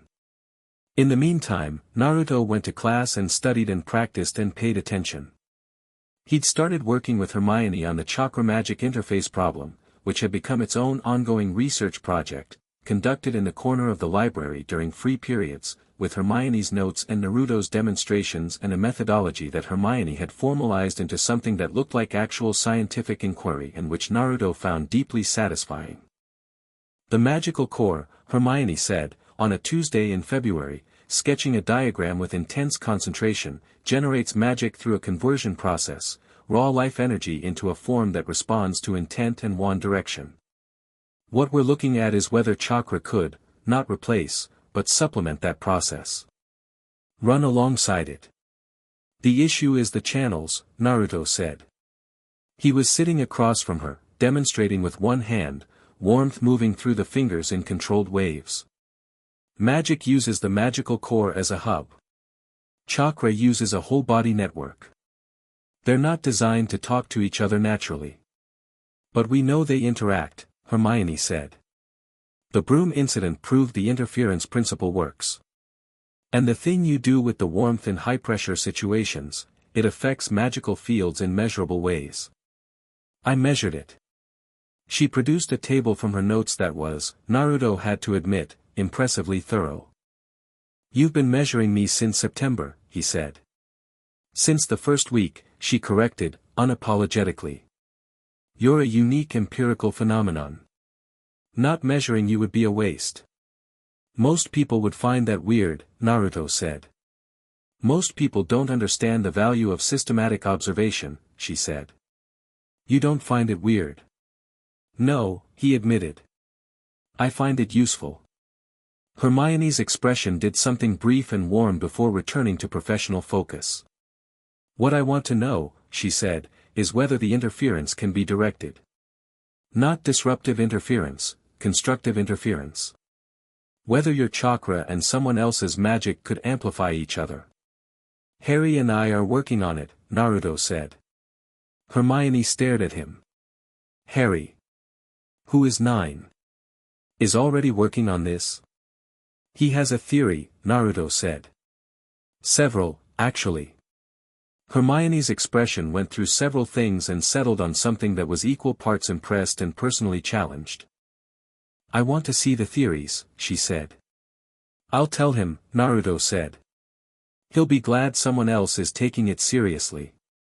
Of course I'm taking it seriously, Hermione said, with the conviction of someone for whom taking things seriously was not a choice but a baseline condition of existence. Ron, who had been pretending to do his charms essay at the other end of the table for the last 40 minutes and was actually listening to everything, said without looking up, You two are exhausting.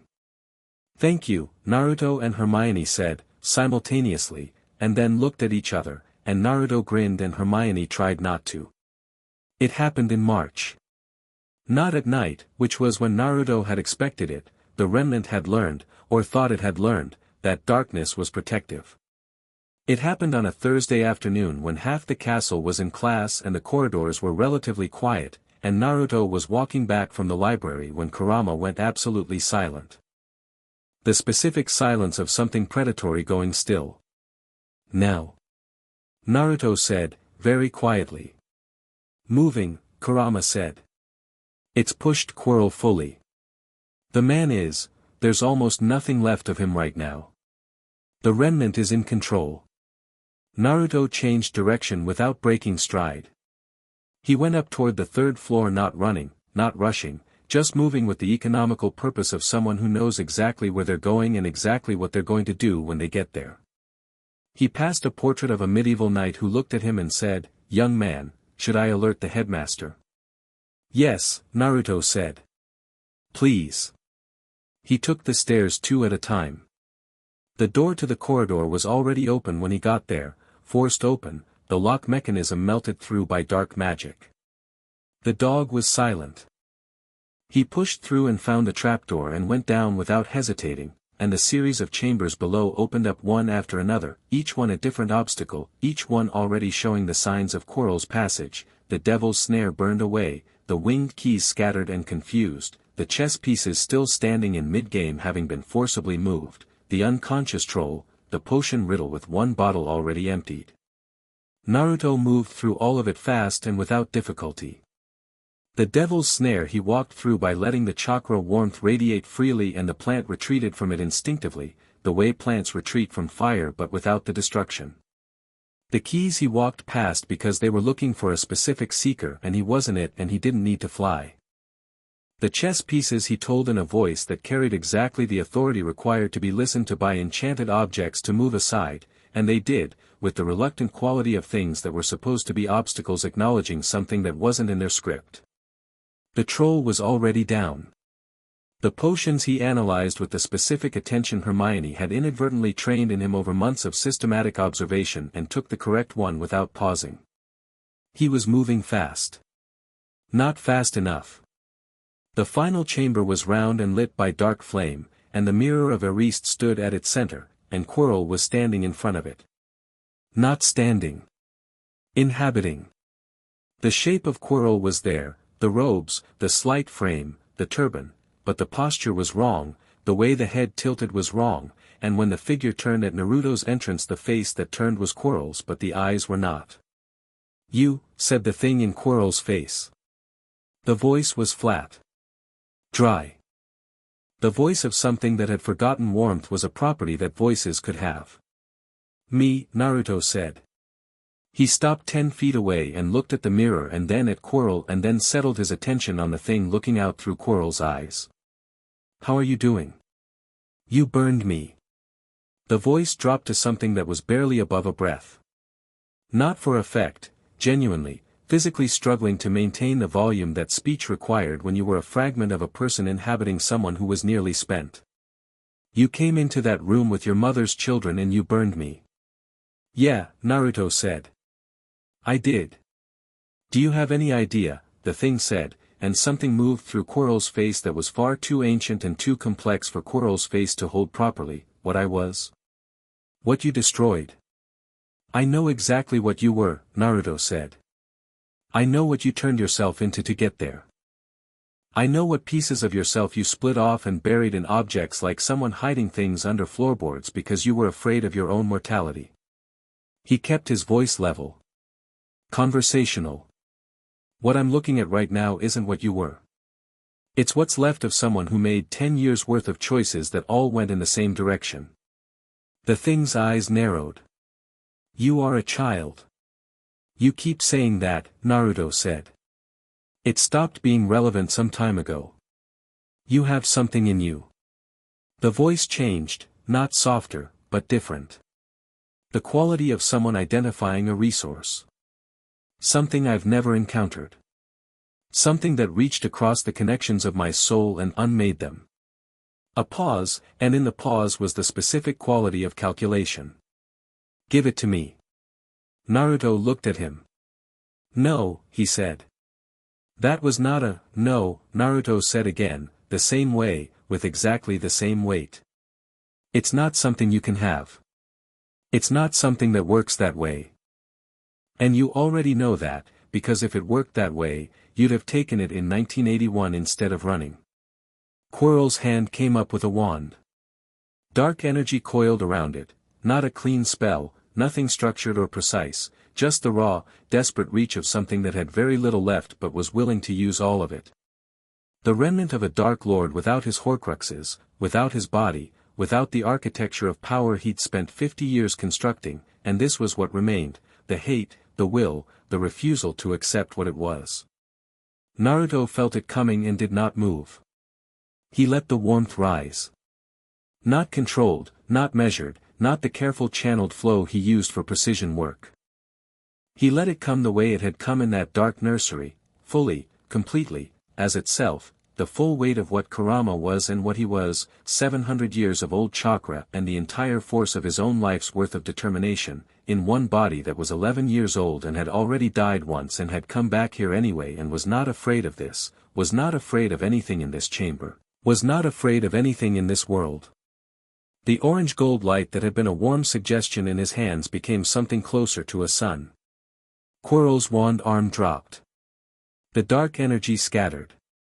The remnant, the piece of soul that had survived everything, that had clung through the destruction of its Horcruxes and the ruination of its power through sheer hateful refusal, looked at what was in front of it and for the first time in its existence, understood completely that it had miscalculated. "You know what I worked out about you," Naruto said, his voice completely steady in the middle of the light, "when I was sitting in a nursery with my little brother? You split your soul because you were afraid. You put pieces of yourself in objects because you thought that would make you immortal. But a soul's not stronger for being in more places. It's weaker. You know that now." He stepped forward. Quirrell's body staggered back, not through any act of will but because the thing controlling it was trying to get distance and Quirrell's body was the vehicle it had, and the vehicle had very little left.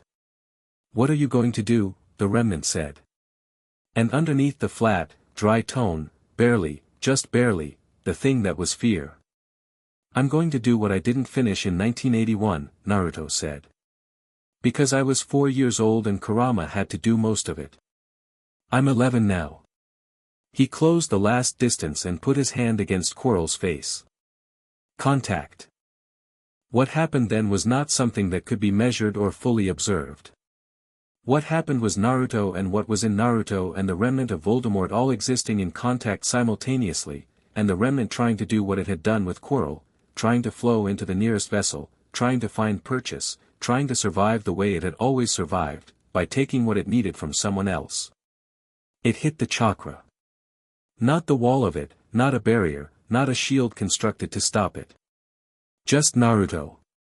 Just what Naruto was, the full and complete fact of a person who had died once for the people he loved and would do it again and knew that about himself with the calm certainty of someone who has already passed the test that was supposed to be impossible. The remnant hit that and found nothing to take. No fear. No crack in the foundation. No corner of doubt or darkness to flow into. Just Naruto. Solid all the way through.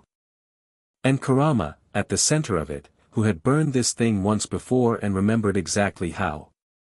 The remnant screamed. It was the same sound Naruto had heard in the nursery, the sound of subtraction, of something becoming less, but shorter this time, because there was less to subtract.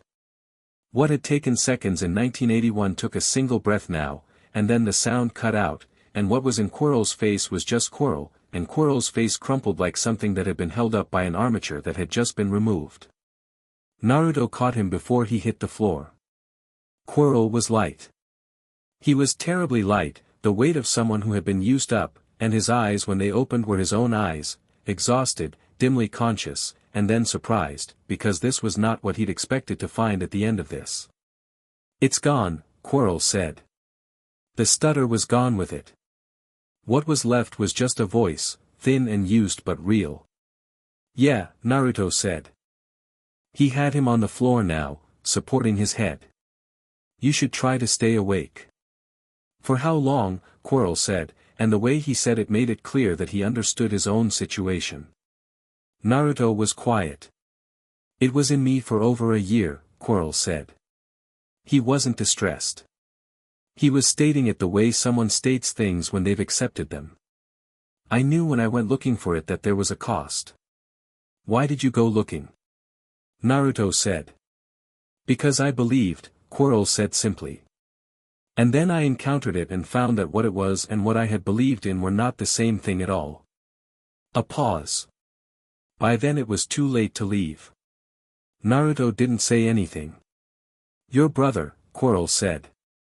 "He's alive." "Really alive? Unhurt?" Completely, Naruto said. He's at home. He's fine. Quirrell breathed out slowly. Good, he said. I thought it was going to, with the stone, I thought. The voice was getting quieter. Your brother never even needed to be here. No, Naruto agreed. He didn't. He stayed with Quirrell until the footsteps came down through the chambers. Dumbledore, moving faster than Naruto had ever heard him move, the sound of someone who had received a message from a portrait and understood the urgency encoded in it. He came through the final door and stopped. Naruto looked up at him. It's done, Naruto said. Dumbledore looked at Quirrell and then at Naruto and then at the room and the mirror and the entire picture of what had happened here, and his expression did something complicated and final, like a door closing on a long chapter. Yes, he said. I see that it is. Quirrell was taken to St. Mungo's that evening. He lived. That was the thing Naruto was most relieved about, though he hadn't fully known he was worried until the message came 3 days later. Quirrell lived, diminished, damaged, but present, and would require extensive healing over the following months. The damage the remnant had done was real. But he was alive. The stone was removed from the castle. Naruto had a conversation with Dumbledore about what to do with it that lasted 2 hours and covered a great deal of ground beyond the stone itself, the nature of what had happened, the state of what remained of Voldemort, the question of whether any fragment could survive the annihilation of the primary remnant in Quirrell. A Horcrux, Dumbledore said, requires a vessel. A physical anchor. Without one, what remains of a soul cannot persist. He had Quirrell, Naruto said. That was the last vessel. Yes, Dumbledore said. He was very still. And the destruction of the fragment in Quirrell was complete, Naruto said. I would know if it wasn't. Dumbledore looked at him for a long moment. How? The same way I knew the Horcruxes were gone in 1981, Naruto said. I felt what was there and then I felt it stop being there. He paused, looking for words that existed in this language for something he'd only ever understood in another, like extinguishing a fire. You know when it's out. Dumbledore was quiet for a while. Is he gone? He said finally. Truly. There's nothing left that I can reach, Naruto said. Whether truly nothing remains in the world, I can't promise that. I can promise that what was in this castle is gone. He paused. It's enough for now. Dumbledore nodded. He looked old, in that moment, not decrepit, but old in the way of someone who has been carrying a particular weight for a very long time and has just been told, with reasonable credibility, that the weight is lifted. There are things I owe you an explanation for, Dumbledore said. The plan I had constructed. Before I made it unnecessary, Naruto said. Yes. He looked out the window. I had anticipated that Harry would need to be central to this. That certain sacrifices might be necessary. I know, Naruto said. I figured that out in the nursery. Dumbledore looked at him sharply. You were 4 years old in the nursery, he said. I was 4 years old in this life, Naruto said, evenly. I had context. Another long silence. Harry is not a sacrifice, Naruto said. He is not a piece to be positioned. He is my little brother and he is 9 years old and whatever plan ever included him as a necessary casualty of someone else's war is a plan I would have dismantled whether or not I had the ability to do it any other way. Dumbledore accepted this. He accepted it with the quality of someone genuinely absorbing new information, reorganizing around it, not resisting. Understood, he said. Good, Naruto said. Now. He leaned back in the chair. Tell me what else you know. Everything. Whatever you were holding back because you thought I was a student. Dumbledore looked at him across the desk. Then, for the first time in the 10 years since that November night in a Godric's Hollow nursery, Albus Dumbledore told Naruto everything. He wrote to Harry that night. His hand was steadier than it had been in months, the particular steadiness of something resolved. It's done. The thing I was dealing with, it's done. Everything's fine. Better than fine. I'll tell you all of it when school ends. There's a lot. You're going to have about 40 questions and most of them will be good ones. I talked to Dumbledore tonight. Really talked. I know more now than I did this morning and some of it changes things. Not badly. Just, the picture is bigger than I thought. We'll need to figure out parts of it together. You're the most important part of this, by the way. Not in the way people usually mean when they say that about Harry Potter. I mean you, specifically, the person I know, are the most important part of everything I'm doing. Just so you know. See you in June. Naruto P.S. The food at the end of your feast is apparently extraordinary. I'll describe it in detail. I know this matters to you. He tied the letter to Kage's leg and opened the dormitory window, and Kage went out into the March night with the purposeful, unhurried flight of something that knew exactly where it was going. Naruto watched until the orange gold of his feathers disappeared into the dark. The warmth in his chest was quiet. Steady. Not the elevated hum of something bracing for a problem or working through one, but the natural, baseline warmth of something that had been there since before he could remember and would be there until well after he stopped needing to think about it consciously. Good work today, Kurama said. Naruto said. Good work A pause. The warmth deepened slightly, in the way that Kurama communicated agreement when he found the word insufficient. The castle was still around him. The grounds outside white-silver under the half-moon. Somewhere below, the lake was moving in its slow, dark way, home to things that had no interest in the politics of wizards or the remnants of dark lords, and the castle breathed in its old stone way, settling into its own foundations. It felt different. Naruto had said the castle was uncomfortable since January. Now it wasn't. Whatever the ancient stones of Hogwarts registered in their slow, deep intelligence, they registered the absence of what had been in the walls, and the air tasted cleaner, and the portraits in the hallway had all looked at him on the way up with the expressions of people who know something has been resolved and approve of the resolving. He stayed at the window until the cold drove him back to bed. He slept easily for the first time in months. Chapter 5, The year Harry comes. 2 years moved the way good years do, fast when you were in them, enormous when you looked back. Naruto's second year at Hogwarts was quieter than his first in the specific way that follows a resolved crisis, the way summer follows a storm. He was 13 now, had grown another 2 inches that Petunia noted with what was becoming an annual tradition of mild financial concern, and the castle had settled around him the way places settle around people they've decided to keep. He knew the portraits by name. He knew which staircases were reliable and which ones had opinions. He knew the lake well enough that the giant squid had, at some point in late October of second year, extended one tentacle toward him in what he'd interpreted as acknowledgement and Hermione had interpreted as a subject requiring immediate and thorough documentation. He'd spent those 2 years doing what he'd told Harry he'd do, figuring things out so Harry could walk in ready. His magical education had gone in directions his professors found simultaneously gratifying and unsettling. Transfiguration he'd pushed so far past the syllabus that McGonagall had started giving him independent study material from 3rd and 4th year curricula, and then NEWT level material, and then had eventually said, with the expression of someone revising their expectations in real time, that perhaps he should simply read what he found interesting and they'd discuss it. Charms he could perform without a wand at this point, which was technically possible but generally considered beyond the reach of students significantly older and more experienced, and Flitwick had written about it in a paper for a charms journal that he hadn't mentioned to Naruto until after it was published. Defense against the dark arts had a new professor, a rotating door that Naruto expected to keep rotating, who taught carefully and correctly and looked at Naruto in class with the expression all the defense professors developed, which was the expression of someone demonstrating fighting technique to someone who has clearly already survived several fights.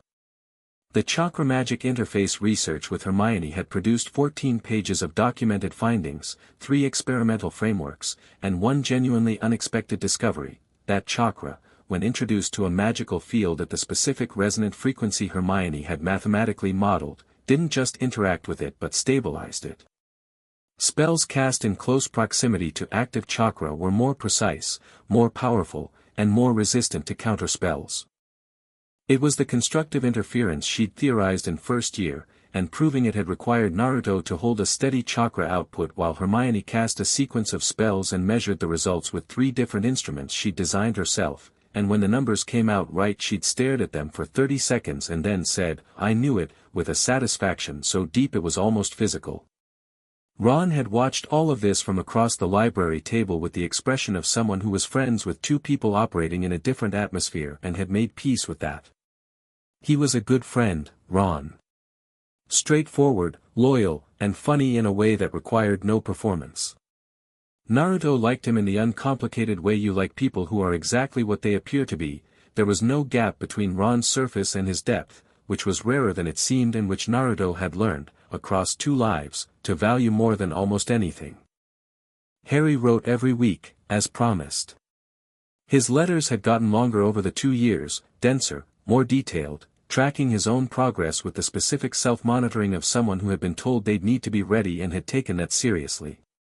He was doing wandless magic consistently by the start of second year, small things, levitation, small kinetic movements, a light charm he'd invented himself that was technically not in any book and that Naruto had written back about with genuine excitement. The chakra-adjacent exercises they'd been working on had produced results that Naruto sent straight to Hermione without commentary, just the notes, and Hermione had sent back a reply that was 3 pages long and started with "I need to meet this person immediately."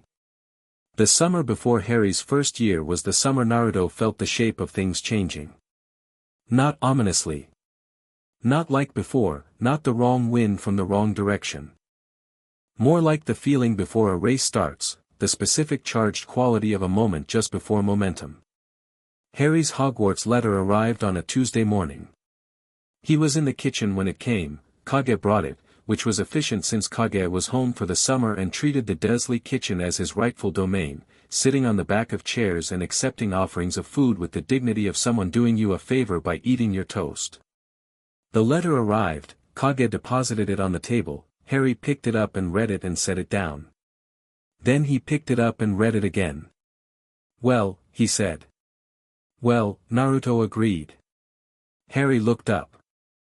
He was 11 now, still slight, still with the impossible hair and the green eyes and the scientific glasses, but something in the last 2 years had changed in him the way things change in people who've been doing quiet, serious work, a density to his attention, a quality of being fully present in his own body that some people twice his age hadn't found yet. "I'm ready," Harry said. "I know," Naruto said. "I'm actually ready."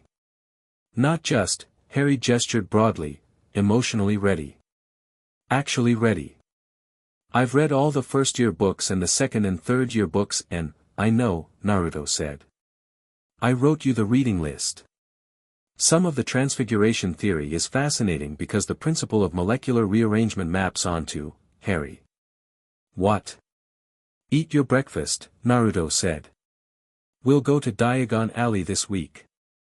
Harry ate his breakfast with the distracted speed of someone whose brain was already at Hogwarts, and Kage ate his toast, and it was a good morning. Diagon Alley with Harry was different than Diagon Alley had been 2 years ago. 2 years ago, Naruto had been the one discovering it.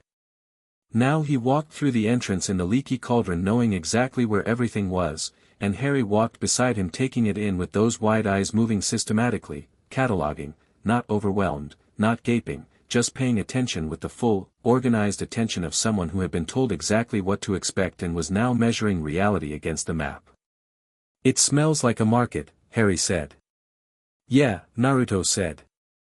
"Always. Even in winter."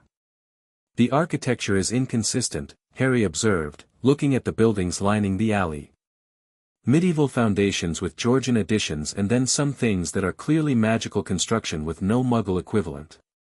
The magical world doesn't always care about period consistency," Naruto said. "I can see that. I like it." Harry stopped in front of Elop's Owl Emporium and looked in the window, and a beautiful snowy owl in the corner looked back at him with the flat, imperial attention of owls in general and something else underneath it, the same quality Kage had shown in selecting Naruto, that recognition. That one, Harry said. You haven't looked at any others. I don't need to, Harry said. That one. The owl, when they went in, stepped onto Harry's arm immediately and then looked at Naruto with an expression that was, Kurama confirmed it with a sort of amused acknowledgement, chakra adjacent, the same sensitivity that had made Kage attach himself. Something in the Potter family, apparently, read as significant to these birds. What's her name? Naruto asked. Harry thought about it for 2 seconds. Hedwig, he said. Good name. I know. Ollivander was, as before, expecting them. He came out from between his shelves when Harry walked in and said, "Ah," in the tone of someone recognizing an appointment they've been keeping track of. He looked at Harry for a long moment, and then at Naruto, and then at the space between them, and whatever he saw there made his expression go briefly and privately reverent. You have your mother's eyes, he said to Harry. And something else. He tilted his head. Something that isn't in the lineage. He's been doing some unusual work, Naruto said. I can see that. Ollivander was already at his shelves. The wand chooses the wizard, Mr. Potter, and sometimes the wand knows things about the wizard that the wizard hasn't fully discovered yet. I find it's best to trust the process and not get in the way. Harry tried 7 wands. The 8th, 11 inches, holly, phoenix feather, was the one. Naruto felt it happen the same way he'd felt it with his own wand, the specific recognition of a thing arriving at its correct context, the warmth of rightness, and Harry holding the wand with gold light running from tip to handle and his eyes very bright. Curious, Ollivander said. Very curious. What is? Harry said. That wand, Ollivander said slowly, is the brother to another. The phoenix who gave the feather, gave only 2. The other is in a wand I sold many years ago. He paused. The wand that gave you that scar. Harry looked at the wand in his hand. Voldemort's wand, he said. Yes. Ollivander looked at Harry with those deep, cataloging eyes. I wonder what you will make of each other, Mr. Potter. Something better than what he made, Harry said simply, and Ollivander looked at him for a moment and then, unexpectedly, smiled. September 1st was organized chaos at King's Cross. Naruto had done this twice. He walked through the barrier between platforms 9 and 10 with the ease of repetition, Harry right behind him, and the Scarlet Engine was there in its cloud of steam and the platform was full of families and trunks and owls, and Harry stopped and looked at it with the same quality he'd had at Diagon Alley, not overwhelmed, just present, cataloging. It's real, Harry said. Not to Naruto specifically. Just an observation, aimed at the universe. Yeah, Naruto said. All of it. They found a compartment and settled, and Hedwig arranged herself in her cage with queenly displeasure at the cage's dimensions, and a round-faced boy appeared at the door of the compartment looking distressed and asked if they'd seen a toad, and Harry stood up and helped him look for 20 minutes with the thoroughness of someone who had decided this was now the priority. And Naruto watched his little brother move through the train helping a stranger find his toad with the easy, uncalculating generosity that had been Harry's baseline since he was old enough to choose anything, and felt the specific warmth that was something between pride and love and gratitude for whatever mechanism of the universe had put them in the same house on Privet Drive. The boy was Neville Longbottom. The toad was Trevor, eventually located in the luggage rack 2 compartments over. Harry brought them both back to the compartment and Neville sat with them for the rest of the journey, gradually relaxing as Harry asked him questions with genuine interest, about his grandmother, about which parts of magic he was looking forward to, about what his toad's habits generally were, and Neville went from hunched with anxiety to sitting up straight and having opinions, which was what happened when Harry asked you things and actually listened. A girl with bushy hair appeared at the door of their compartment in the second half of the journey and Naruto felt a grin arrive on his face before he could stop it. Hermione looked at Naruto. I was wondering when you'd appear, she said. I've been here the whole time, Naruto said. You were the one doing the rounds. I was introducing myself, she said, with dignity. Then she looked at Harry, and something shifted in her expression. The professional assessment she gave interesting subjects colliding with something more personal, because she'd been reading Harry's theories for 2 years via Naruto's letters and had opinions. You're Harry. That's me, Harry said. The resonance frequency model you developed last spring was mostly correct, Hermione said. I've done the math on it. The error was in the third variable. You were treating magical core output as constant, but it fluctuates with emotional state. Harry stared at her. Then his face did the thing it did when someone offered him a genuinely interesting problem. So the stabilization effect would be variable too, he said. Exactly, Hermione said. Which means, the interference model needs an emotional state term, Harry said. That's why the experimental results had that variance. Sit down, Naruto said to Hermione. We're going to be here a while. She sat down. She and Harry talked for the next 2 hours without pausing in a way that made Neville look between them with the expression of someone watching a tennis match in a language they're learning, and Ron, who had appeared looking for somewhere to sit and been absorbed into the compartment, ate his way through a trolley's worth of sweets and offered Neville a chocolate frog and appeared utterly content. Naruto watched all of it and ate a pumpkin pasty and thought that this was a good start. This was, actually, a very good start. Harry was sorted into Gryffindor in under 2 minutes. The hat touched his head and there was a pause that Naruto, watching from the Gryffindor table, understood was the hat encountering Harry and finding him complex in the same way it had found Naruto complex, not because Harry was difficult to read but because what was there was dense, layered, full of things that were still developing, edges of potential that the hat was apparently having to trace carefully. But it took less time than Naruto, and when it called Gryffindor the Gryffindor table erupted and Harry walked over with his chin up and sat down and looked at Naruto across the table with an expression that said simply, "Here I am." Here you are, Naruto thought, and felt the warmth bloom outward. Hermione was already 2 seats down, saving a space for Harry on her other side. Neville was across from them, looking overwhelmed but happy. Ron was on Naruto's right.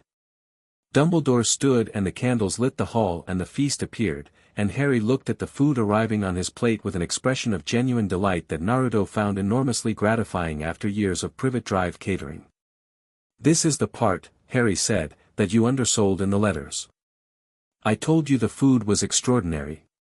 You did not convey the scale of extraordinary, Harry said, already eating. The year moved. Harry took to Hogwarts the way Naruto had known he would, not just adapting to it but actively engaging with it, treating every class as a problem to be worked rather than material to be absorbed, asking questions that made some professors light up and others shift uncomfortably, flying on a broom for the first time in flying class and being put on the Gryffindor Quidditch team within the same week because Wood had watched him catch Neville's Remembrall and done the mental calculation in about 4 seconds. He was also dealing with the fame, which was, Messier. Naruto had warned him. Harry had said he understood.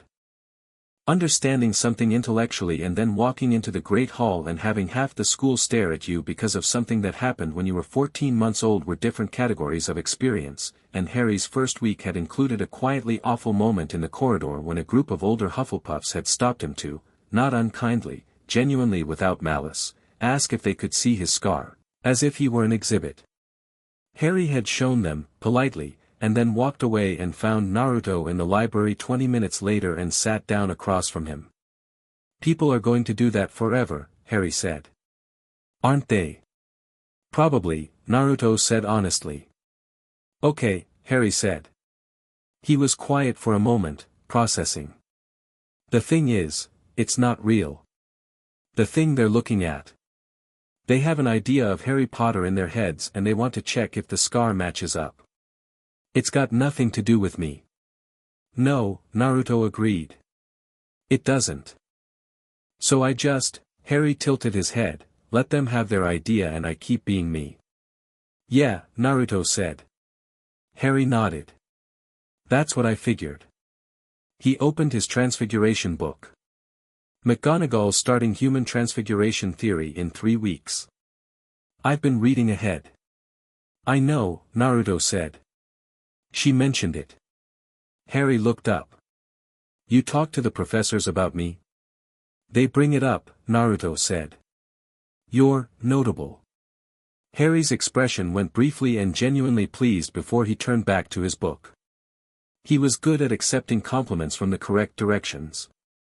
He'd learned to be, living with Naruto, who was incapable of flattery but freely and honestly said when Harry had done something worth noting.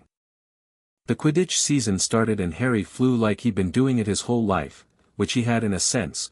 Broom on a Quidditch pitch was not that different from broom in flying class, which was not that different from the thing Harry had clearly developed for balance and direction through 12 years of growing up around someone who understood body movement in a detailed and technical way. Wood, watching Harry at practice, once said, quietly, to himself, but Naruto was close enough to hear, "Where did you come from?" Harry, flying loops at speed above them, didn't hear it. Naruto did, and grinned. The chamber opened in November. Naruto noticed the writing on the wall during his morning patrol. He'd gotten into the habit of early walks through the castle, less out of duty and more out of the same instinct that had always made him learn the geography of places he lived in. The words were in dark red on the stone, "The Chamber of Secrets has been opened. Enemies of the air, beware." Mrs. Norris was hanging by her tail from a torch bracket, stiff and glassy-eyed. Naruto stood in front of the wall and read it twice and thought about snakes. He'd read about parselmouths, had read everything available in the Hogwarts library about them, and some things in the restricted section he'd gotten Dumbledore's written permission to access, and the Chamber of Secrets, and Salazar Slytherin's historical accounts, which were fragmentary and dramatic and not entirely reliable but consistent in their details about the basilisk. Kurama had been quietly attentive since September in the specific way he was attentive to things that were building, not alarmed, just tracking. He'd identified a presence moving through the castle's walls that smelled like something old and scaled and vast, and when Naruto asked what it was, Kurama had said snake in the way you say an obvious thing and wait for the person to ask the obvious follow-up. The follow-up had been, how big? Kurama had thought about it. Big. Now, standing in front of the warning on the wall, Naruto looked at the dark red text and then at Mrs. Norris and calculated timelines. The chamber was open. Something very large was moving through the pipes. Someone was directing it, which meant there was a control mechanism somewhere in the castle, which meant there was something or someone with parselmouth ability either present or embedded in the castle's construction. He filed it, went to tell Dumbledore, found Dumbledore already in the corridor looking at the wall, and stood beside him. A basilisk, Naruto said. Almost certainly, Dumbledore said. I can hear it. Dumbledore looked at him sharply. You're a parselmouth. Not exactly, Naruto said. But I can feel where it is. The chakra reads it the same way it reads any living thing, the size of it is significant. He paused. There's something else. A control mechanism. Something that was here before the chamber opened, it arrived with the term. New object, dark signature. He thought about it. A book, maybe. Something written. Dumbledore was very still. A diary, he said. Naruto looked at him. There is a possibility, Dumbledore said slowly, that I had hoped was not the case. If what you're describing is a dark object with a soul fragment, a Horcrux, Naruto said flatly. Dumbledore's jaw tightened. One I did not identify in time. Before. The night your parents, he paused, the destruction was not complete. There was one more. Naruto absorbed this. Where is it, he said. I don't know, Dumbledore said. But if it's directing the basilisk, it must have found a host. A student. It was Ginny Weasley. That took 2 weeks to determine with certainty, 2 weeks of students being petrified in corridors, of the castle living under the specific dread of something that moved unseen through the walls, of the school trying to carry on with the knowledge that the pipes could bring something horrifying to any hallway. Naruto spent those 2 weeks doing 3 things simultaneously: tracking the basilisk's position through the walls using chakra sense, mapping the control mechanism's influence, and making very sure Harry was not going anywhere alone. This last one was the most complicated. Harry had independently worked out that something significant was happening in the walls. His magical sensitivity had developed enough to pick up the basilisk's presence as a pressure, a wrongness in the air, and he told Naruto about it the second day with the matter-of-fact delivery of someone who has decided to report information rather than catastrophize about it. Naruto had said yes, he knew, and explained the situation in full. Harry had said, "What can I do?" "Stay with people," Naruto said. "Don't go into bathrooms alone. Don't follow mysterious voices." Harry had given him a look. "I know you know better than to follow mysterious voices," Naruto said. "I'm saying it anyway." "And while I'm doing all that," Harry said, with the patient tone of someone who understood they were being managed, "you're going to handle it." "Yes. And I'm going to let you." "For now," Naruto said. "Because this one is mine to handle. When you're older and the problems are yours, you'll handle those." Harry had thought about this for a moment and then nodded, with the specific nod of someone accepting terms they've genuinely evaluated. Not deference. A choice. Naruto found Ginny Weasley by tracking the dark object's influence. It moved with her, that cold signature, the thin but specific pulse of a soul fragment embedded in an object she was carrying. He found her coming out of the girls' bathroom on the second floor with an expression that was wrong in the way expressions are wrong when someone is only partially themselves, and he sat down on the stairs nearby and said, conversationally, "Hey, Ginny." She stopped. Looked at him with eyes that were too old for her face, briefly, before they went back to being hers. "Hi," she said, uncertainly. "You doing okay?" he said. "Fine," she said, too quickly. "You carrying something someone gave you? A book, maybe?" Her face went very still. "You can talk to me about it," Naruto said. He kept his voice completely easy. Not pushing, not dramatic. Just open. Whatever it is, you don't have to handle it alone. Ginny looked at him. She was 11 years old and she had been possessed for months and she was terrified and exhausted and had probably been trying to work out how to tell someone for weeks and not been able to because the thing in the diary was good at telling her not to, was good at making her feel it was her fault, her secret, her shame to carry. "It talks to me," she said, very quietly. "I know," Naruto said. "It knows things. Things about me. She swallowed, "I thought it was helping. I thought it was my friend. But it made me do things I don't remember and I'm scared." "Yeah," Naruto said. "That makes sense. You should be scared. But here's the thing, Ginny, it's not stronger than you. It never was. It borrowed your strength to exist and it convinced you that made it yours. It's not." He held out his hand. "The diary. Can I have it?" She took it out of her robes. It was a small, plain diary, the cover worn, the pages dense with handwriting that had two distinct qualities, hers, and something else underneath, darker, the way a shadow is underneath and distinct from the thing casting it. He held it and felt the fragment inside and took a moment to dislike it thoroughly. "You can go to Madame Pomfrey," he said to Ginny. "Tell her you've been feeling unwell. You don't have to explain everything right now. Just get looked at."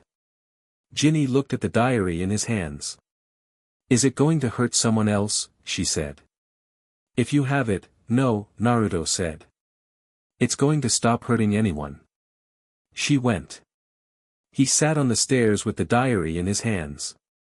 The fragment inside had been quiet since he touched it, the same fierce stillness he'd felt from the remnant in Quirrell, the specific quality of something that remembered being burned and was now in contact with what had burned it. He could feel it pressing against the inside of the diary's pages, trying to be small, trying to be invisible, aware that being noticed was terminal. "Yeah," Naruto said, to the diary, to the thing inside it. "I see you." He opened it. The pages were blank except for the shadow handwriting, and as he held it the fragment reached, the instinct of a trapped thing, grasping for any exit, and hit the chakra barrier and ricocheted, and Naruto let the warmth come the way it had in the mirror chamber, clean and full and unhurried, the way you do something that doesn't need to be dramatic because it's simply true. The diary got warm in his hands. The pages darkened. The shadow handwriting went dark and then light and then gone, and the thing that had been reaching stopped reaching, and there was a sound that was not quite sound, more of a feeling, the final, fading presence of something that had been trying to exist and wasn't anymore. He closed the diary. The pages were blank.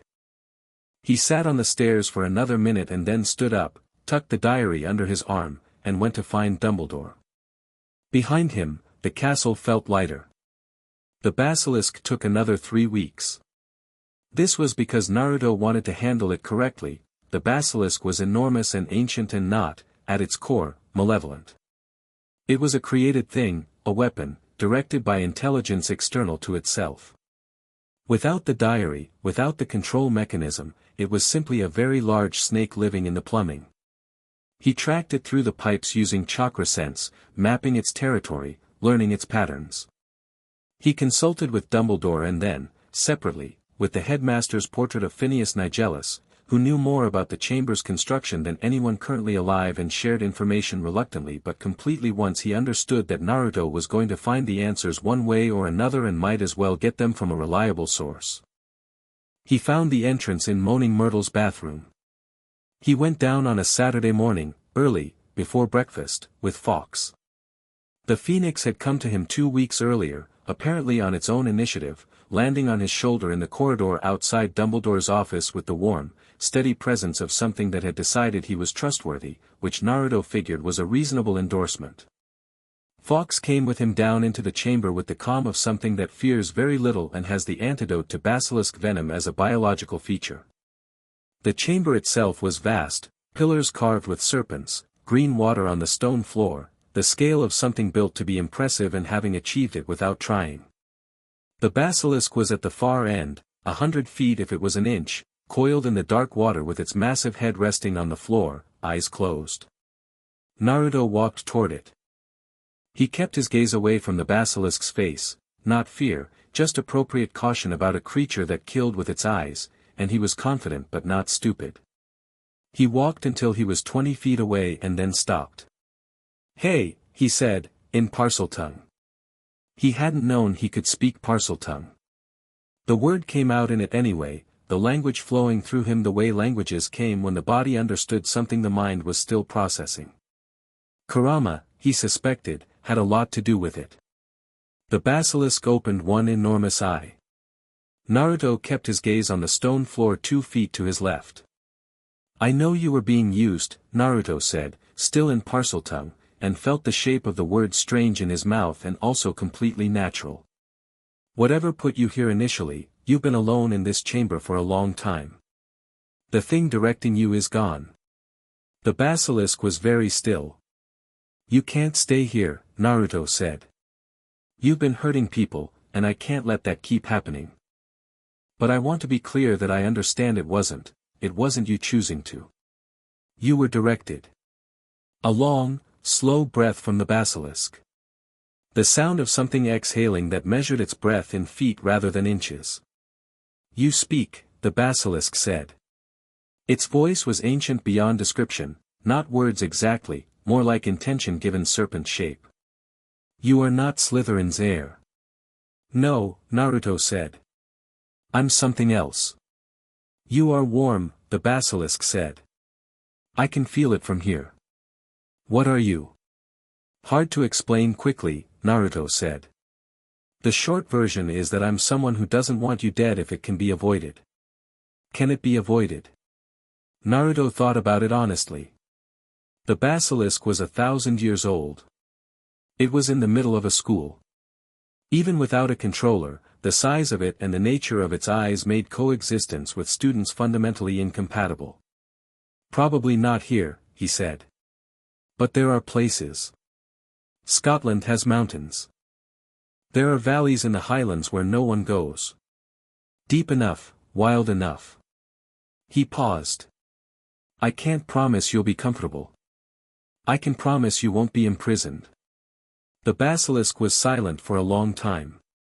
"The warm one destroyed what held me here," it said. "Yes," Naruto said. Then you could have simply left me. I could not have found a new controller without the heir's magic. I know, Naruto said. Why did you come down here? Naruto looked at the stone floor. At the green water. At the vast, coiled weight of something that had been a weapon for 1,000 years and had never been consulted about it. Because you deserved the conversation, he said. And because how you handle something tells you about who you are, and I'd rather be the kind of person who comes down to talk than the kind who just solves the problem from a safe distance. Another long silence. The basilisk uncoiled. Naruto watched from peripheral vision as the massive body moved, slowly, with the deliberate grace of something that had the physical space of the entire chamber and used none of it carelessly. It moved toward the far wall, where the drainage pipes were largest. I will go to the mountains, it said. If you tell your kind to leave those valleys alone. I'll do what I can, Naruto said. That is an honest answer, the basilisk said, and was gone into the pipes with the slow displacement of water that was all that marked its going. Fox, who had been perched on Naruto's shoulder throughout this conversation, made a sound that Naruto interpreted as impressed. Don't tell Dumbledore I let it go, Naruto said. Fox clicked his beak in a way that was deeply noncommittal. Fox. A musical note. Innocent. You're terrible, Naruto said. Dumbledore knew by the time Naruto climbed back out of the chamber. Of course he did. He was waiting in the corridor with the expression of a man who had been told something by a phoenix and was organizing his reaction carefully. The basilisk, Dumbledore said. Gone, Naruto said. Into the mountains. It won't bother anyone. Dumbledore looked at him. You spoke to it, Dumbledore said. Yeah. In Parseltongue. Apparently. And you persuaded a 1,000-year-old killing machine to relocate, Dumbledore said, through conversation. It was being used, Naruto said.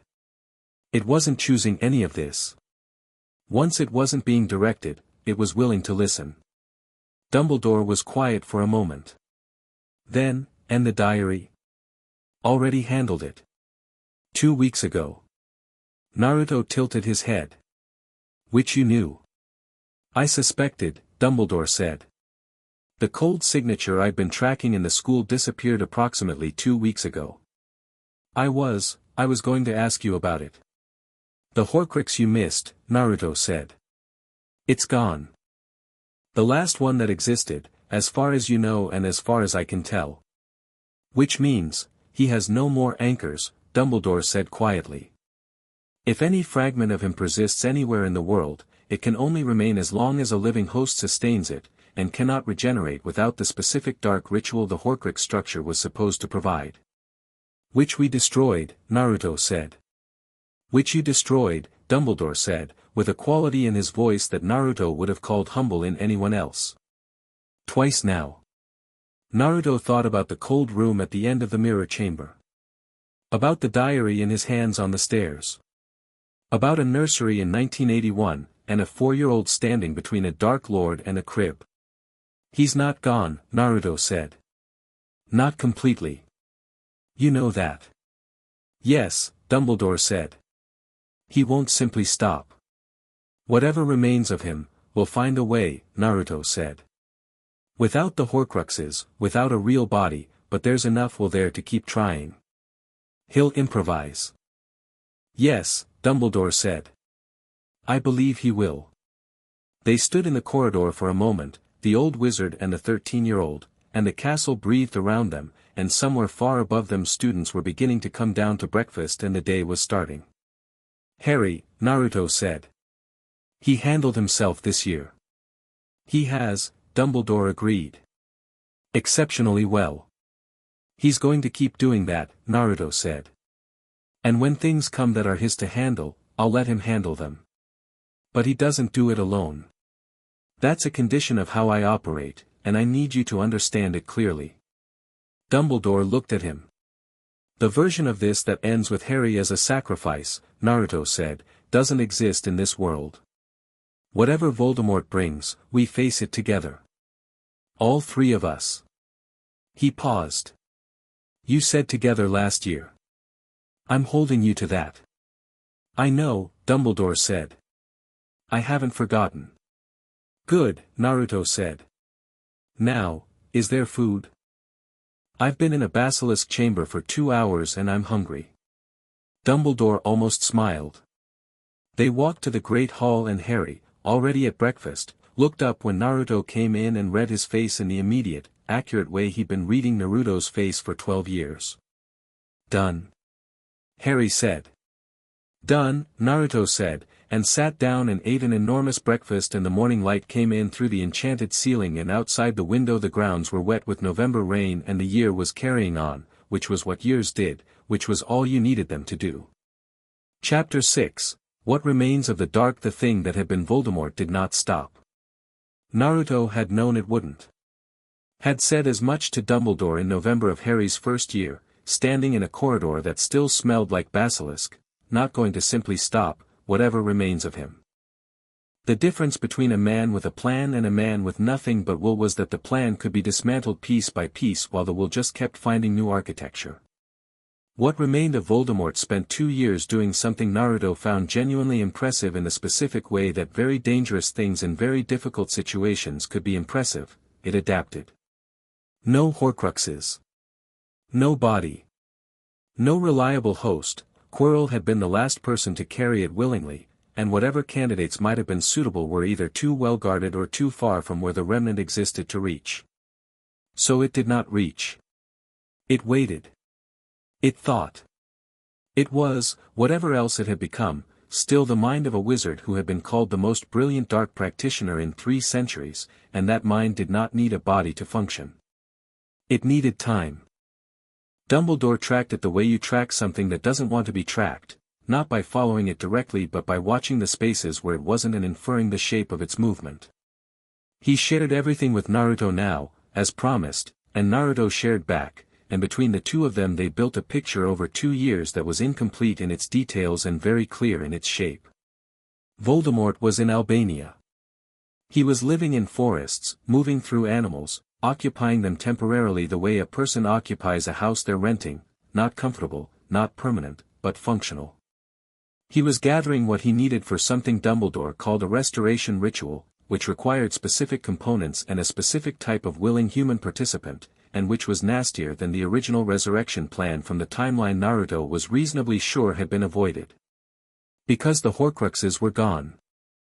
The original path, the cauldron, the bone, the blood, the rebirth, had required the specific magical architecture of a soul with anchors. Without anchors, the ritual would have to be built differently. Darker. More expensive. Naruto read everything Dumbledore shared and spent several evenings working through the implications with Hermione, who had become over 4 years the single most useful research partner he'd ever had in either life, and who approached dark magic theory with the specific forensic detachment of someone who found the intellectual structure of terrible things fascinating without finding the terrible things themselves appealing. If he can't use the traditional restoration ritual, Hermione said, on a Tuesday evening in 5th year, her notes spread across the library table in the organized system that had evolved over years of collaboration, he needs a substitute for the Horcrux component. The ritual needed soul anchors to stabilize the reconstruction. Without them, he needs something else to stabilize it, Naruto said. Something external. Something living. A sacrifice, Hermione said. She said it the same way she'd say an exothermic reaction, correctly, precisely, without drama. Something with significant magical power that he could essentially absorb into the reconstruction. Like a support structure. Not just any sacrifice, Naruto said. He'd been thinking about this for a month. He's going to want something specific. Something that has symbolic power. Whatever else he is, he's always been precise about symbolism. Hermione looked at him across the table. He's going to want Harry, she said. Or me, Naruto said. More likely me. I'm the one who's been taking things from him. And you're, she paused, choosing words carefully, considerably more powerful. The power isn't the point, Naruto said. He wants what's in me. He's wanted it since the nursery. That's why the remnant in Quarrel asked for it instead of just attacking. He looked at his hands. The warmth was there, as it always was, steady, familiar, utterly his own and utterly Kurama's simultaneously. He wants the chakra. He thinks if he can take it into a restoration ritual, it stabilizes the reconstruction in a way nothing else can. Gives him something unprecedented. Can he take it? Hermione said. Not nervously. Just wanting the accurate answer. No, Naruto said, and it came out with the simple weight of something he'd known for 15 years. It's not a thing that can be separated from me and handed over. It's not a fuel source or a commodity. It's me. Trying to extract it would be like trying to extract someone's personality. He doesn't know that, Hermione said. No, Naruto agreed. He doesn't. She looked at her notes. So he's going to try anyway. Yeah, Naruto said. He's going to try anyway. Harry turned 15 in July and the summer was hot and restless and the three of them, Naruto, Harry, Hermione, spent 2 weeks of it at the Burrow, which was the most structurally improbable building Naruto had ever seen and also one of the warmest homes he'd been in since his first life, the kind of place that had been built for people rather than for the impression of people. Molly Weasley fed them with the commitment of someone who considered adequate feeding a moral position, and Arthur Weasley asked Naruto questions about chakra with the wide-eyed fascination of a man who had spent his entire career studying Muggle objects and had found a new category of fascinating thing that was neither Muggle nor magical. So it's in the cells themselves, Arthur said, leaning forward over the garden table with his mug of tea. Not a separate system. Not external. It's alive in the way the body's alive, Naruto said. It's not a field imposed from outside. It's generated from inside. He held out his hand, let the warmth surface gently. The body makes it and uses it simultaneously. Like breathing. Arthur looked at Naruto's hand with an expression of pure, uncomplicated joy. Extraordinary, he said. Simply extraordinary. Would you say it functions similarly to a muscle? In terms of the training process? In some ways, Naruto said. More like developing a sense. You can't train your eyesight, but you can train what you do with what you see. Arthur wrote something on a piece of parchment. He had been writing things down since approximately the second day of their visit. Ron, passing with a plate of sandwiches, glanced at the parchment. Dad, you've got about 40 pages of notes on Naruto at this point. This is history, Ronald, Arthur said, with great dignity. Someone needs to document it. Hermione looked up from her book. I have 83 pages, she said. Ron stared at her. Some of them have diagrams, she added. Harry, who had been sitting in the garden reading one of the advanced defense texts Dumbledore had started lending him directly, looked up with the dry expression he had for moments when the people around him confirmed that they were all, in their own ways, exactly themselves. What are the diagrams of, he said. The interference patterns, Hermione said. The resonance frequencies at different emotional states. Chakra to magic coupling coefficients. She paused. Also a few portraits of Kage because he kept sitting on my notes and I started drawing him instead of moving him. The diagrams of Kage are equally important, Naruto said. Kage, on the fence post nearby, ruffled his feathers. The summer was good. The summer was full of those moments that could only exist in the space before something hard, the specific sweetness of good things happening in the knowledge that good things are sometimes followed by difficult ones. Naruto felt it and let himself feel it, because he'd learned in his first life that refusing to feel good things in anticipation of bad ones was a kind of preemptive loss, a theft you committed against yourself. He and Harry had a conversation on the last night at the Burrow, sitting on the garden wall while the rest of the house went to sleep around them. It's going to happen this year, Harry said. He wasn't asking. I think so, Naruto said. He's had enough time. He'll have found someone willing. Someone with something to lose who he's offered something to. Harry was quiet for a moment. Then, I'm not scared. I know, Naruto said. I've been not scared for about 3 years, Harry said. At some point people are going to think something's wrong with me. Or they'll think you're well prepared, Naruto said. What's the difference? Subjective, Naruto said. He looked at the stars. Clear night, the burrow's garden full of gnomes that had established a truce of mutual ignoring with everyone. You're ready. You know that. Yeah. Harry looked at the sky. What I keep thinking about is, it's not going to be a fair fight. Whatever he's built for this restoration, he'll have had time to make it specific.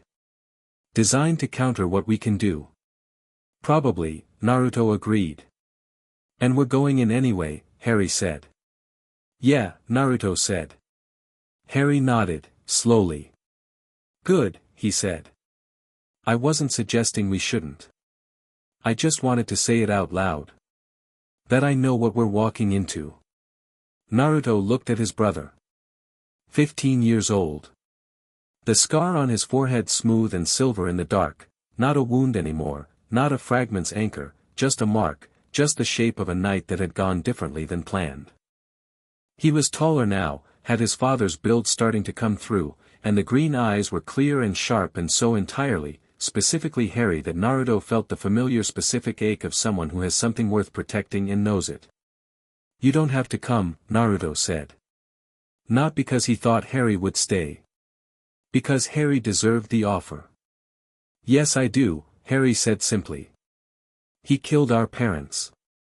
He's been trying to come back for 15 years. And he's my fight too, Naruto. It's always been my fight too. I know, Naruto said. Then stop trying to protect me from it. I'm not protecting you from it, Naruto said. I'm fighting it alongside you. There's a difference. Harry thought about that. Yeah, he said. There is. He was quiet for a moment. Okay. This year, then. This year, Naruto agreed. They sat on the garden wall until it was late enough to be early, and the garden was quiet around them, and somewhere inside the burrow a clock was ticking, and the summer held for a little longer. It happened at the Triwizard Tournament. Not because Naruto hadn't seen it coming, he had felt the restoration rituals approach the way Kurama felt large things approaching, that slow, deep attentiveness that was better than any alarm system. But Voldemort was smart and had spent 2 years designing something specifically around the obstacles in front of him, and the specific obstacle of Naruto had been accounted for. The tournament was not Naruto's fight. He wasn't a champion, he was a 5th year, not eligible, and he'd had no particular desire to enter because the tournament was designed for glory and he'd never needed glory. He'd watched Dumbledore manage the Goblet of Fire and the other schools' arrivals with the patient attention he gave Dumbledore's public performances, and he'd watched the champions selected, Cedric Diggory for Hogwarts, Victor Crumb for Durmstrang, Fleur Delacour for Beauxbatons, and then watched Harry's name come out of the goblet and felt the warmth in his chest pulse once, sharp and attentive. Harry hadn't put his name in.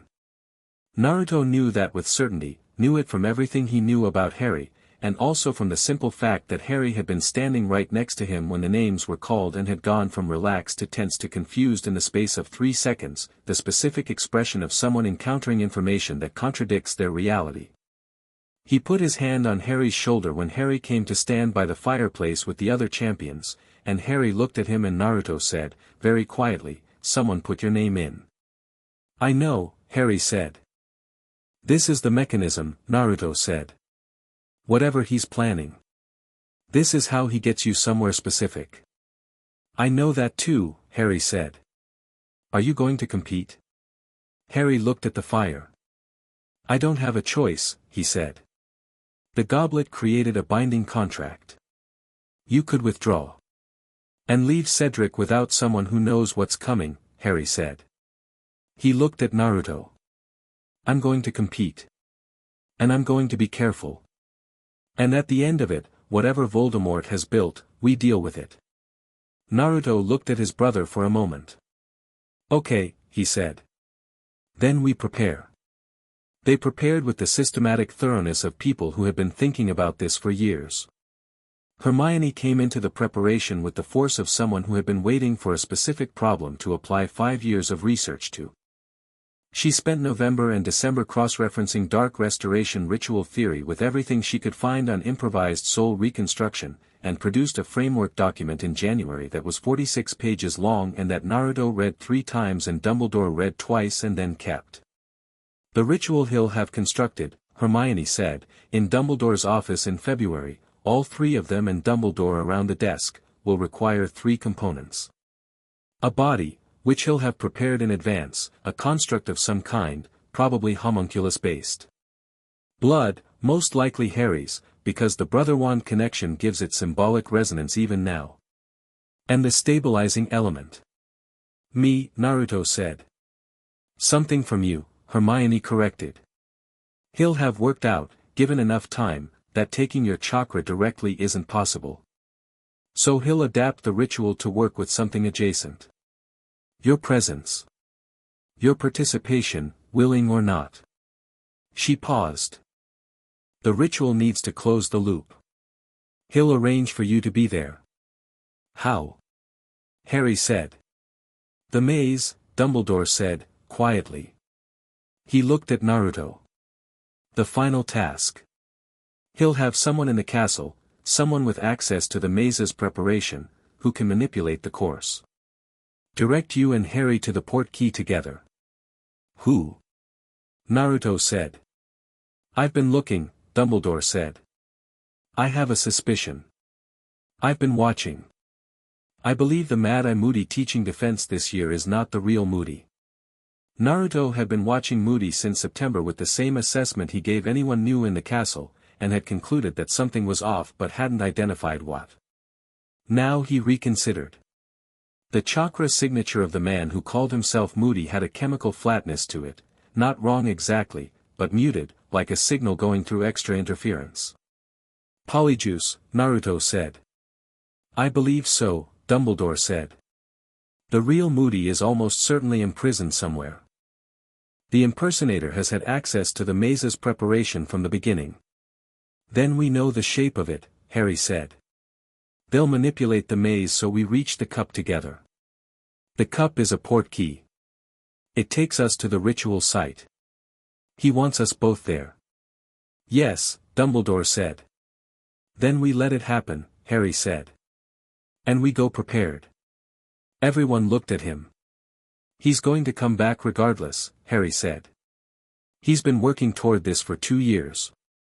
If we intercept the cup or arrest the false Moody tonight, he finds another way, and next time we know less about the specifics. He looked at Naruto. But if we go, knowing what's coming, prepared for the ritual, with a plan, we end it, Naruto said. Not a question. We end it, Harry said. Dumbledore was looking at Harry with an expression Naruto had never seen on him before, the specific expression of someone who had built an entire strategy around a person and was now watching that person exceed every parameter the strategy had accounted for. The ritual site, Naruto said, turning to Dumbledore. Once we're there, can you find it? With a tracer, Dumbledore said. If one of you carries a magical tracer key to my apparition, I'll carry it, Naruto said. I'll absorb it into the chakra field. It'll come with me regardless of what barriers he's built. Dumbledore looked at him. Dark wards block magical traces, Naruto said. They don't know what to do with chakra. It's outside their category. Dumbledore, slowly, nodded. The maze was on a Thursday night in June. Naruto entered as the crowd cheered and the stands lit up with magical torches and the hedges rose 30 feet above them into a sky that was going dark at the edges, and he felt Kurama come fully awake the way he did before things, fully present, fully attentive, the specific quality of something ancient and powerful settling into readiness. Here we go, Kurama said. Here we go, Naruto agreed. He moved through the maze not competing, he wasn't a champion. He was simply there as the tournament rules required a 5th school representative as an observer participant for the final task, a technicality Dumbledore had arranged and that no one had questioned because the rules were old enough to have gaps, and he moved through it looking for Harry. He found him 20 minutes in. Harry had handled a blast-ended scrut and a boggart and a sphinx's riddle by the time Naruto reached him, and he was breathing hard but unhurt, and when he saw Naruto coming through the hedge he said, "How'd you get past the acromantula?" "Told it to move," Naruto said. "Did it?" "Eventually." Harry almost laughed. They moved through the last section of the maze together, and Naruto felt the manipulation in the hedges, subtle, directional, the false Moody's wand work embedded in the maze structure, nudging paths open and closed, guiding them toward the center. He let it guide them. Toward the cup, gleaming on its plinth, gold and ordinary-looking and absolutely not ordinary. Cedric came out of a side path. He'd gotten there first, technically. "The cup," he said. "It's right there." "Don't touch it yet," Naruto said. Cedric looked at him. He was a solid, honest person, Cedric, not brilliant, but decent in the deep, reliable way that decency in a person without ego is worth more than brilliance in a person with too much of it. "Why?" "It's a port key," Harry said. "To somewhere we don't want to go." "Not we, you." Harry looked at Naruto. "He should go back." "The maze will redirect," Naruto said. "The modification is set to keep people moving toward the cup." "If he turns around, I'll go with you," Cedric said. "No," Naruto said. "You won't. This isn't your fight." "Excuse me, Cedric." Naruto looked at him with the direct, uncomplicated attention he gave things that required clarity. "I'm not diminishing you. I'm telling you that where this port key goes, there is a dark wizard attempting a restoration ritual who specifically wants Harry's blood and my presence. You have nothing he wants, which means he'll kill you because you're inconvenient. Go back. Get Dumbledore. Tell him the cup activated." Cedric stared at him. "Please," Harry said. "Seriously." A pause that lasted a full 3 seconds. "Fine," Cedric said. "But I'm telling you, I want to be very clear that I object to this on principle." "Noted," Naruto said. Cedric turned back into the maze. Naruto and Harry looked at the cup. "Ready?" Harry said. Naruto pressed 2 fingers to his chest, feeling the tracer Dumbledore had keyed into the chakra field, warm and present. "Ready," he said. They grabbed the cup together. The world pulled inside out and then reformed somewhere else entirely. A graveyard. England, somewhere rural, the smell of old grass and turned earth and the specific cold of a place that didn't get much sun. Headstones in rows, a stone angel with worn features, a large stone manor house visible on a hill above. A cauldron in the center of the clearing, iron, enormous, already lit. And around the clearing, in the dark, figures. Robed, masked, standing in a circle. 24, maybe more. The Death Eaters who had gone underground, who had said they were under the Imperius, who had spent 15 years waiting for exactly this. A small, ugly thing in the arms of a figure near the cauldron, barely human in shape, pale and raw, the makeshift body that would serve as vessel for the ritual.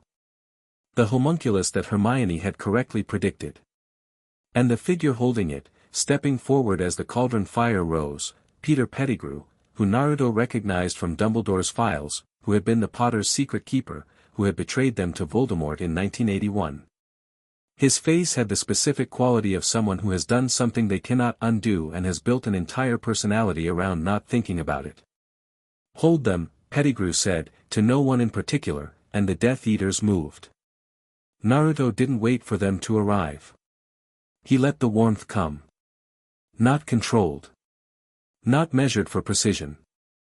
The full, uncollared output of 15 years of cultivation in this body and a first life's worth before it, and Kurama came with it the way he always did, fully, without reservation, the way he'd come in the nursery and the mirror chamber and every moment between, because that was what they were to each other now, not vessel and spirit, not even partners precisely but something closer to, the same thing in 2 overlapping forms. The orange-gold light expanded from him in a wave that hit the first 3 Death Eaters and threw them back from pure displacement, not violence, just the physical fact of that much energy moving through space. They hit the headstones and stayed down. The rest stopped. Harry moved simultaneously, had been moving since the clearing started to resolve around them, had drawn his wand and cast 3 spells in rapid succession with the controlled, purposeful efficiency of someone who had been thinking about this fight in the abstract for years and was now performing the concrete version with complete attention.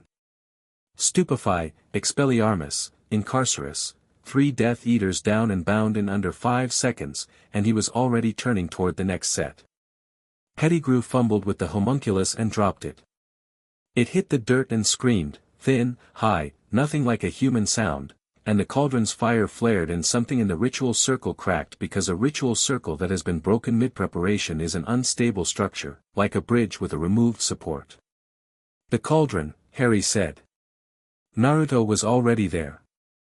He put both hands on the iron rim and pushed Chakra into it, not to destroy it, not to fight the dark magic of its construction, just to interact with the fire at the base of it, to reach the prepared ritual components inside it, the specific elements that had been assembled for this specific dark purpose. He felt them, bone, blood already collected somehow, dark intent crystallized into physical form, and he did what Kurama had done in 1981 to the Horcrux fragments. He burned them. Not with fire. With presence. With the fact of something fundamentally, completely alive reaching into something fundamentally, completely dark and refusing to let it stand. The cauldron exploded. Outward and up, not sideways, a column of fire going up into the June night sky like a signal flare, orange and gold, and the Death Eaters who'd been steady before broke and ran because whatever they'd been promised was not this, was not the boy from Privet Drive standing in the middle of their ritual circle looking like something that had decided fire was an appropriate medium of communication. The homunculus on the ground shuddered. The thing inside it, the fragment, the last whisper of Voldemort's reconstituted consciousness, assembled in the vessel with such painful care over 2 years, felt the ritual collapse and tried to reach, the way it always reached, looking for purchase, for a vessel, for anything. No, Naruto said, to the thing in the dirt. He crouched down. Harry was at his shoulder, wand up, watching the perimeter, handling the 3 Death Eaters who hadn't run with the methodical focus of someone with complete situational awareness. Naruto looked at what was in the homunculus. It had changed. 2 years of careful reconstruction in forests, occupying animals, slowly pulling itself together with the same refusal to stop that had always been Voldemort's most fundamental characteristic. It was more coherent than the remnant in Quirrell had been, more organized, structured differently because it had been rebuilt from scratch rather than just persisting from damage. It was not powerful, the ritual's failure had left it without the amplification it needed, but it was present, and present things could be dangerous. The red eyes found him. You, said the thing in the homunculus, and the voice was thin but real, genuinely Voldemort in a way the Quirrell remnant hadn't quite been. Decades of memory, the actual person rather than a fragment, though diminished, though trapped in something barely physical. Every time. Everything I build. Yeah, Naruto said. What are you, the voice said. Not in the way of someone seeking information. In the way of someone demanding the universe explain itself. I have studied every form of power in existence. I have lived in the dark for 15 years. And I cannot, the voice broke, briefly, on something that would have been fury if fury had somewhere to go, I cannot account for you. I know, Naruto said. That's okay. You don't need to. You are going to destroy me, Voldemort said. It came out flat. Certain. The specific certainty of someone who has reached the end of their calculations and arrived at the only remaining conclusion. Yeah, Naruto said. Why? And now the voice had something strange in it, under the fury, under the certainty, something that might have been, in a different person, genuine inquiry. Not, why are you capable? I understand the capability. Why do you care? You were not born in this world. You have no natural allegiance to it. You carried a different history into this body. Why does it matter to you what I do here? Naruto was quiet for a moment. He looked at the red eyes and the small, ugly face. Because Harry's here, he said. Because Hermione and Ron are here. Because Neville Longbottom is here and he's got a toad he's terrible at keeping track of and that's important somehow. Because Molly Weasley made me breakfast this summer and asked if I wanted more before I'd finished what I had. He paused. Because there's a basilisk in the Scottish Highlands right now who never asked to be a weapon and deserves someone to talk to. Because the portraits in the castle know history that would otherwise be lost. Because this world is full of things worth being here for, and you keep trying to break them. The red eyes were very still. This is love, Voldemort said, and now the voice was different, not disgusted, not dismissive, just recognizing something it had spent a lifetime constructing elaborate architecture around not needing, and encountering it undisguised. This is what you operate from. Yeah, Naruto said. It's a weakness, Voldemort said. I know you believe that, Naruto said. Every time we've been in the same place, you've had more power than you've had since 1981 and I've stopped you anyway. Think about which of us the weakness is actually working for. A long moment. The homunculus was deteriorating. Without the ritual's completion, it wasn't stable enough to hold consciousness for extended periods. The red eyes were dimming at the edges. I could have been extraordinary, Voldemort said, and now the voice was almost completely quiet. Not pity for himself, something colder. Something like observation. Before I began splitting myself. You were extraordinary before that, Naruto said honestly. Dumbledore said so. He also said that was the tragedy of it. The eyes were very dim now. Finish it, Voldemort said. Not a request. Something more like a concession, the acknowledgement of someone who has played every card and found the hand insufficient. Yeah, Naruto said. He pressed one hand against the homunculus. He'd done this in the mirror chamber and he'd done this with the diary and it was different every time in its specifics and the same in what mattered, the chakra meeting what was dark and what was dark discovering that some things couldn't be taken and some doors couldn't be forced and some fires didn't care how much shadow you brought to them. The warmth moved through his hand and through the homunculus and found what was inside it. Voldemort, at the end, did not scream. That was the thing Naruto would remember most clearly. In the nursery he'd screamed. In the mirror chamber the remnant had screamed. But this, the actual man, the actual consciousness, what was left of Tom Riddle after 50 years of choices that had all gone in the same direction, this was quiet. There was a breath, and then the absence of a breath, and the homunculus went still, and the thing inside it that had been a boy in an orphanage who had found magic and made it into something it was never supposed to be, was gone. Not scattered. Not retreated. Not hiding. Gone. Naruto felt it the way Kurama had described in the mirror chamber, like a fire going out. You knew when it was out. The air was different after. The quality of the dark in the clearing changed, became ordinary dark, just night, just a graveyard in June, just the absence of light rather than the presence of something wrong with it. He sat back on his heels. Behind him, Harry had finished with the last of the Death Eaters who hadn't run and was standing with his wand lowered, breathing steady, watching Naruto's back with the attention of someone who had always been paying attention. Done. Harry said. Naruto looked at the still homunculus. At the ruined cauldron. At the clearing. Done, he said. Harry came and crouched beside him, and they were quiet together for a moment in the graveyard with the smell of the ruined ritual still in the air and the June night around them and the sound of distant apparition that was Dumbledore arriving, finally, with the tracer finding him across whatever wards had been built. Are you okay? Harry said. Naruto checked. The warmth in his chest was steady, no surge, no depletion, no aftermath cost. Kurama was quiet in the way he was quiet when things had gone the right way, not the agitated quiet of something suppressed but the full quiet of something complete. Yeah, Naruto said. You.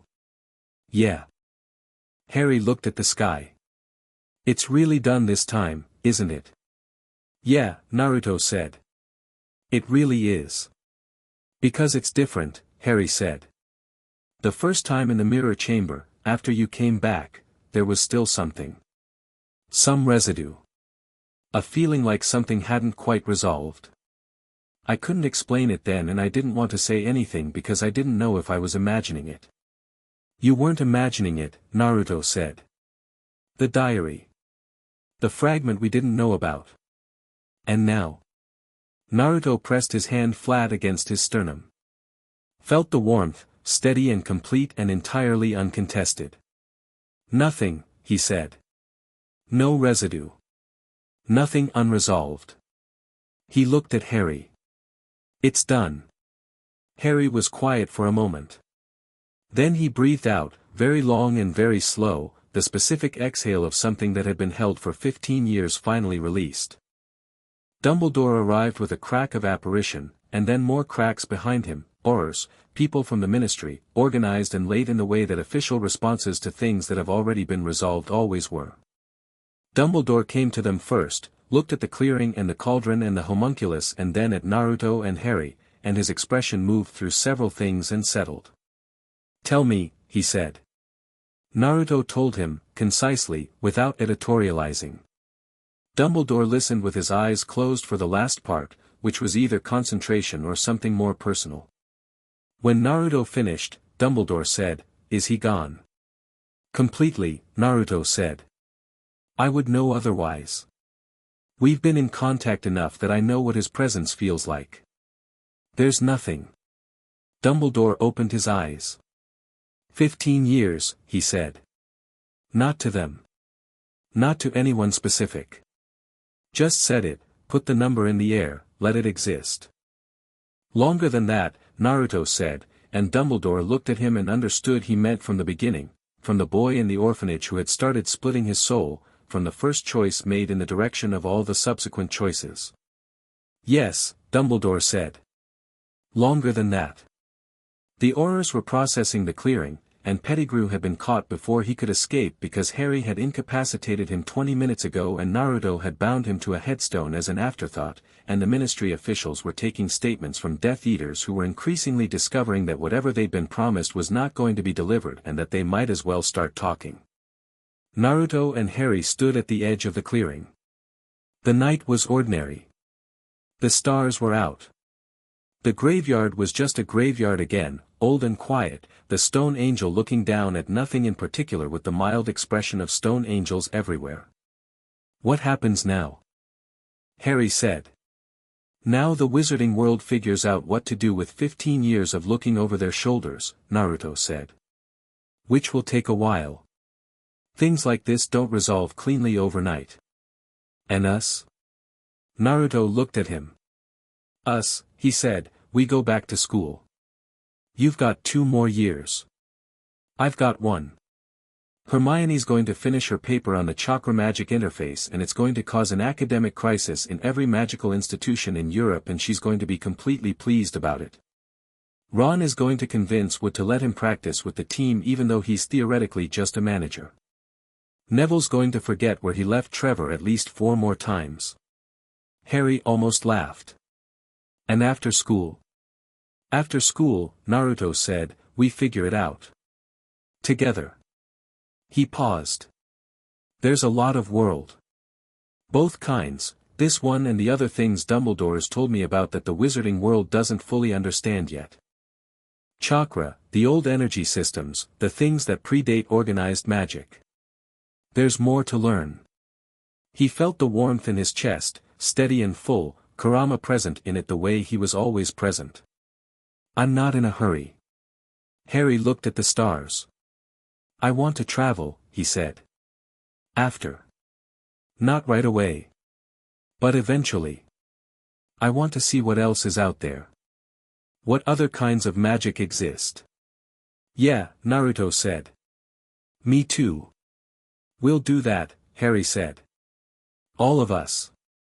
Hermione will prepare documentation for every country in advance. She already has, Naruto said.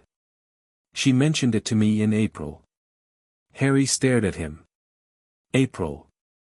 She's thorough. Yeah, she is. Harry shook his head. Ron's going to complain the entire time and secretly love every minute of it. Obviously, Naruto said.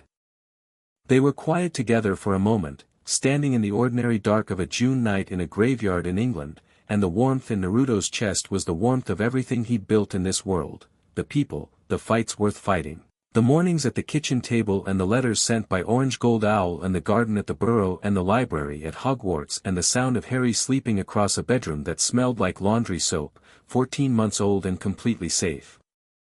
All of it his. This life. This world.